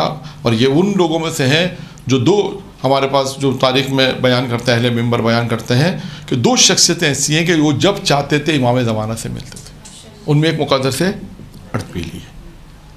تو اب دیکھیے ساری گفتگو کہاں پر آ کے ہماری ختم ہوتی ہے؟ علم. ایک علم، حلال و حلال کا علم ہو، اس کے بعد اس کا نتیجہ ہو، پھر اس کے بعد عمل ہو، تو پھر یہ نتیجہ نکلے. تو ساری گفتگو علم کے اوپر ہے کہ جتنی بھی ہماری آج کی گفتگو تھی، اس کے جو بھی واقعات میں نے آپ کے سامنے مجتہدین کے واقعات بیان کیے، علماء کے واقعات بیان کیے، آپ ان کی زندگی کو دیکھیں کہ انہوں نے اپنی زندگی کس طرح گزاری. وہ علم حاصل کیا، علم حاصل کرنے کا اس پہ عمل کیا، عمل کرنے کا پھر نتیجہ بھی انہیں ملا، ان کو ثمرہ ملا. اس مقام پر پہنچے کہ امیر المومنین سے گفتگو کر سکتے ہیں. اس مقام پہ پہنچے کہ ائمہ علیہ السلام کی صرف لکھی ہوئی کتاب کو انہوں نے آنکھوں پہ لگایا تو اس سے بینائی جو پریشانی تھی وہ دور ہو گئی، جو تکلیف تھی وہ، یہ اعتقاد تھا. یہ اعتقاد تھا کہ یہ کتاب وہ ہے، یہ بکس وہ ہے کہ جس میں آل محمد کی روایات موجود ہیں، انہیں میں اگر اپنی آنکھوں پہ لگاؤں گا تو شفا نہیں۔ یہ افراد ہیں، ٹھیک ہے۔ یہاں تک ہماری گفتگو آج مکمل ہو گئی۔ میں نے آپ کے سامنے علم کے حوالے سے گفتگو کی اور علماء کے واقعات بیان کیے۔ ابھی ہمارے پاس 5 منٹ ہیں، اگر ٹھیک ہے یہاں پر 5 منٹ میں ہم سوال و جواب رکھ دیتے ہیں، کیونکہ 5:30 بجے انہوں نے کہا تھا کہ آج چھٹی کا جو ٹائم ہے، کسی کا کوئی سوال ہو جو اس موضوع پہ گفتگو کی تو 5 منٹ سوال و جواب میں، اگرچہ روایت ہے اس لیے میں بیان نہیں کر رہا ہوں کہ پھر طولانی ہو جائے گا۔ مقدس بیلی کا لقب اس لیے ملا تھا، جو اہل منبر بیان کرتے ہیں کہ یہ خدا کی بارگاہ میں بھی کہتے تھے کہ یہ جیسا پیر پھیلا کے سوتے ہیں نا، وہ پیر پھیلا کے نہیں سوتے تھے، کہتے تھے وہ اپنے پیروں کو سمیٹ کے سوتے تھے۔ کہتے ہیں میں اس وقت بھی اللہ کی بارگاہ میں ہوں تو میں اللہ کی بارگاہ میں ایسے کیسے جاؤں، اتنا مقدس۔ اور بھی یعنی یہ بھی ہے، اور بھی چیزیں تھیں ان کی مقدس کے لیے، یعنی چیزوں کے اندر احتیاط کرنا، باقی ساری چیزیں جو تھیں، تو ان کا لقب پڑ گیا مقدس، ان کا نام نہیں تھا، نام احمد تھا۔ اور بھی وجوہات ہو سکتی ہیں، میں ایک وجہ یہ جو بیان کرتے ہیں مقدس تھے۔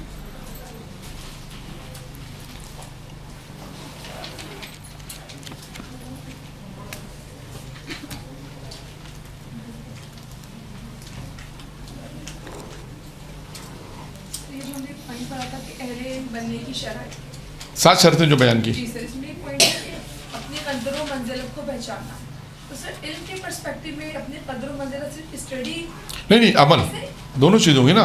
یعنی میں نے مثال دی تھی کہ ایک مثال بھی سمجھانے کی دی تھی، ایک ذاکرہ ہے، مثال دی تھی نا کہ اس یا ذاکرہ لیڈیز کے حوالے سے، اس لیے میں نے ذاکرہ کی مثال دی، ورنہ جینٹس میں بھی جیسے ذاکرہ کوئی بہت سے اچھے لوگ ہیں جو، یا دنیا کی مثال لے لیں، دنیا کی اور مثال، ایک لڑکا ٹیلنٹڈ بہت ہے، وہ اپنے ٹیلنٹ کو ضائع کر رہا ہے۔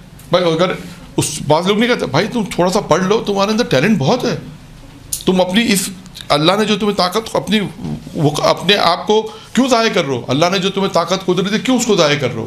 یعنی انسان اپنی قدر و منزلت کو سمجھے، یعنی یا تو ایک مرحلہ ہو، یا دوسرا جیسے عالم ہے، عالم کی مثال ہے، یا ہر وہ آدمی کہ جو اپنی قدر و منزلت کو نہیں سمجھ رہا، یعنی پڑھنا ہو سکتا ہے کہ آدمی پڑھنے کے بعد، علم حاصل کرنے کے بعد اللہ نے اسے ایک مقام دیا، ایک وقار، اس وقار کو نہیں لے رہا، ادھر ادھر گھوم رہا ہے، ایسے کام کر رہا ہے جو اس کے شان شان نہیں ہے، ایسے کام کر رہا ہے جو اس کے شان شان نہیں ہے، ایسی جگہ جا رہا ہے جو اس کی شان کے، تو لوگ پھر اس کی قدر کرنا چھوڑ دیں گے، کہیں گے اس کو چھوڑ دو، کیوں کہ یہ جو اللہ نے اس کے اندر طاقت دی ہے، جو اس کی وقت ہے، یہ اپنی قدر ہی نہیں جانتا۔ یہ کہ ابھی آج اگر یہ تھوڑا سا اپنے آپ کو بہتر کر لے تو یہ بہت اچھے مقام پر پہنچ جائے گا، لوگ اس کا احترام کریں گے، عزت کریں گے، اپنی ارزش کو نہیں سمجھ رہا۔ اس کو یوں مثال لے سکتے ہیں، دونوں طرف، دنیاوی بھی اور آخرت، یعنی دینی میں بھی اس کو مثال لے سکتے ہیں۔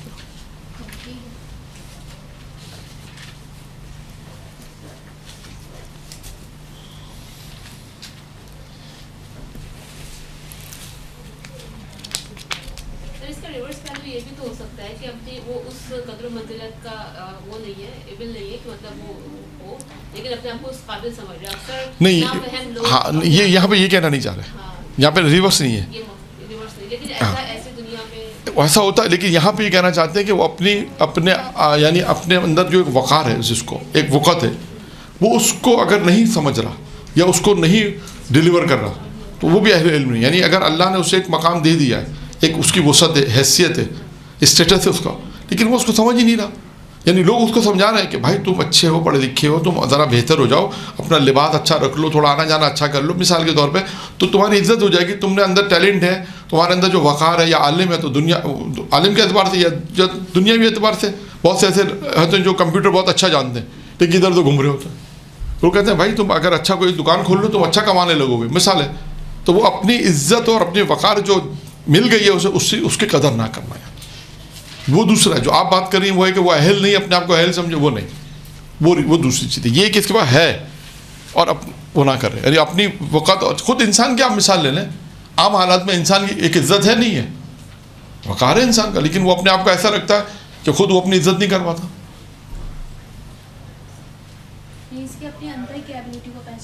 ہاں مطلب اس کے اندر ایبلٹی ہے، وقت ہے۔ روایت کا کیا جملہ میں ذرا دیکھ لوں، ایک منٹ،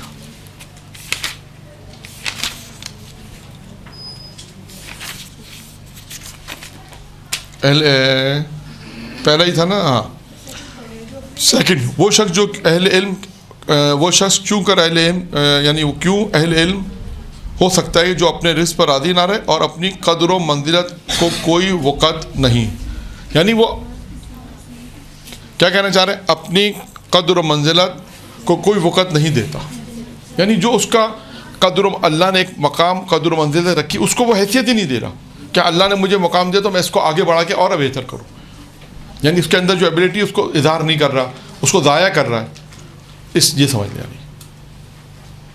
یہاں پہ یہ بھی ہو سکتا ہے کہ قدرتی چیزیں بھی ہوں، یعنی وہ اہل علم نہیں ہو سکتا کہ جو اپنی قدرت کو، اب یہاں پہ یہ بھی ہو سکتا ہے کہ علم کے بعد اس نے جو قدرت حاصل کر لی، کیونکہ اہل علم کی مثال ہے نا، تو ہو سکتا ہے اس نے علم حاصل کر لیا ہے، لیکن اہل علم کب ہوگا، جب وہ اپنی وسعت کو سمجھے گا، اپنی اہمیت کو سمجھے گا، اپنی قدر و منزلت کو سمجھے گا، تبھی آپ دیکھیں بعض لوگ کہتے ہیں کہ بھئی آپ کا وقار یہ نہیں کہ آپ مطلب اس طرح عوام میں گھومیں، آپ کا وقار ہے کہ آپ ذرا لوگوں کے ساتھ مطلب فٹ پاتھ پر مت بیٹھیں، مثلا سمجھانے کے لیے کہہ رہا ہوں، بھئی ایک عالم ہے اس کا وقار کیا ہے، بہت سے لوگ اگر مثال کے طور پہ یہاں اگر باہر گھومنے پھرنے لگیں گے تو جو عزت اس وقت لوگ اس کی کر رہے ہیں، وقار عزت دے رہے ہیں، وہ پھر نہیں ہوگی، تو اس کو کیوں نہیں ہو رہی، وہ کام ایسے انجام دے رہا ہے۔ لیکن وہی آدمی اگر عالم لوگوں سے مل رہا ہے، ایک ڈرائنگ روم کے اندر مل رہا ہے، اپنے گھر میں دعوت دے کے مل رہا ہے، تو لوگ عزت سے ملیں گے، آئیں گے، اس کو وہ وقار وہ اسٹیٹس اس کو دیں گے۔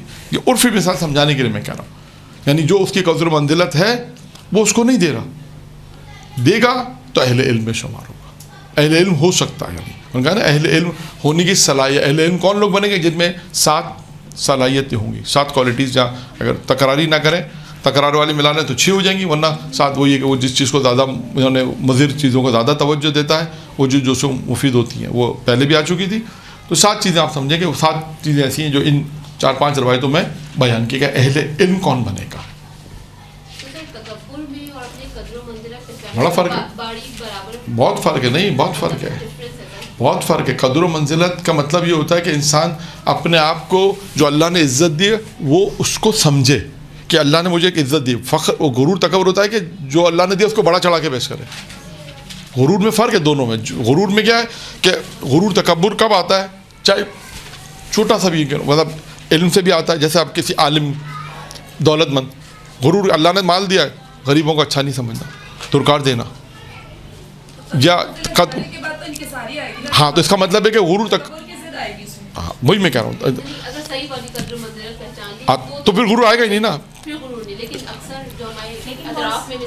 نہیں، وہ اطراف میں تو مثال ایسی ہے کہ انسان کو اللہ، وہ لوگ بھی غرور تکبر کرتے ہیں جن کا کچھ بھی نہیں ہے، وہ بھی کرتے ہیں، وہ الگ چیز ہے، وہ الگ چیز، وہ کیا ہوتا ہے کہ وہ غرور تکبر میں نہیں آتا۔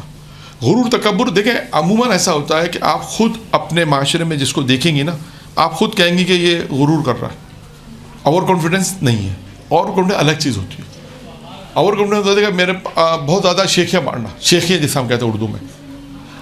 غرور کیا ہوتا ہے، مال دولت عزت شہرت منصب ایک اللہ نے دے دیا، اب اس کے بعد لوگوں سے مل ہی نہیں رہے، ٹائم ہی نہیں ہے، ہمارے پاس ٹائم ہی نہیں ہے، کیوں؟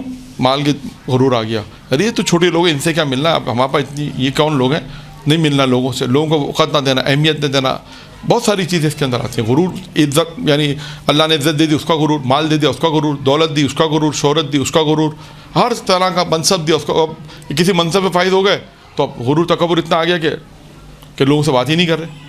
یہ ساری چیزیں اس میں آتی ہیں غرور تکبر میں۔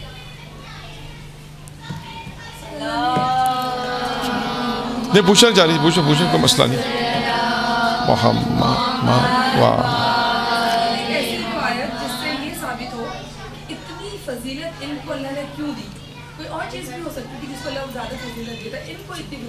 اس کی آپ وہ والی روایت بیان ہو چکی ہے یہاں پر بھی پہلے، شاید وہ خواتین کا درس تھا لیکن بچیوں کا درس تھا پچھلے سال۔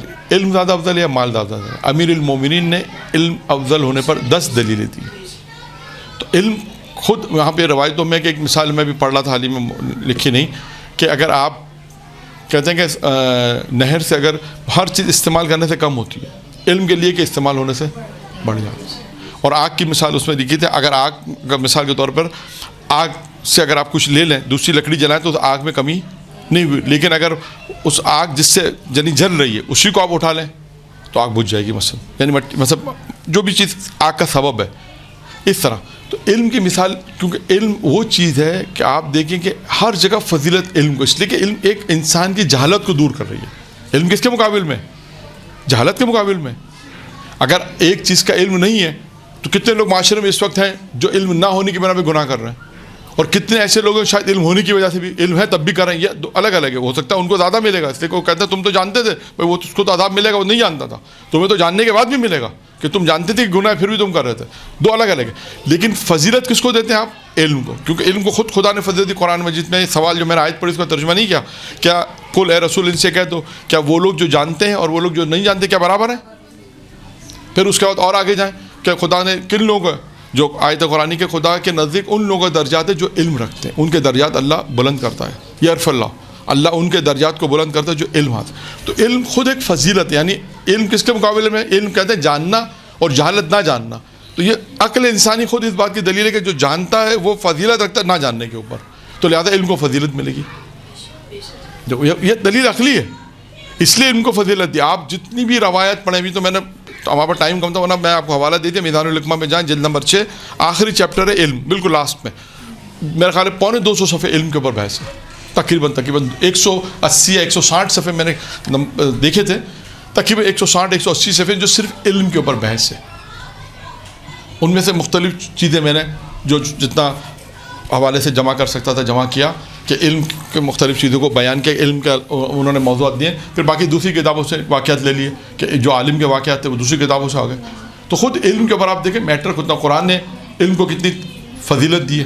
تو علم یعنی جاننا، جہالت یعنی نہ جاننا. تو یہ دلیل عقلی کہ جس کے بعد علم ہوگا اس کو فضیلت ملے. پھر علم کی فضیلت امام علی نے الگ بیان کیا. علم استعمال کرنے سے بڑھتا، مال کم ہوتا ہے، علم بڑھتا ہے.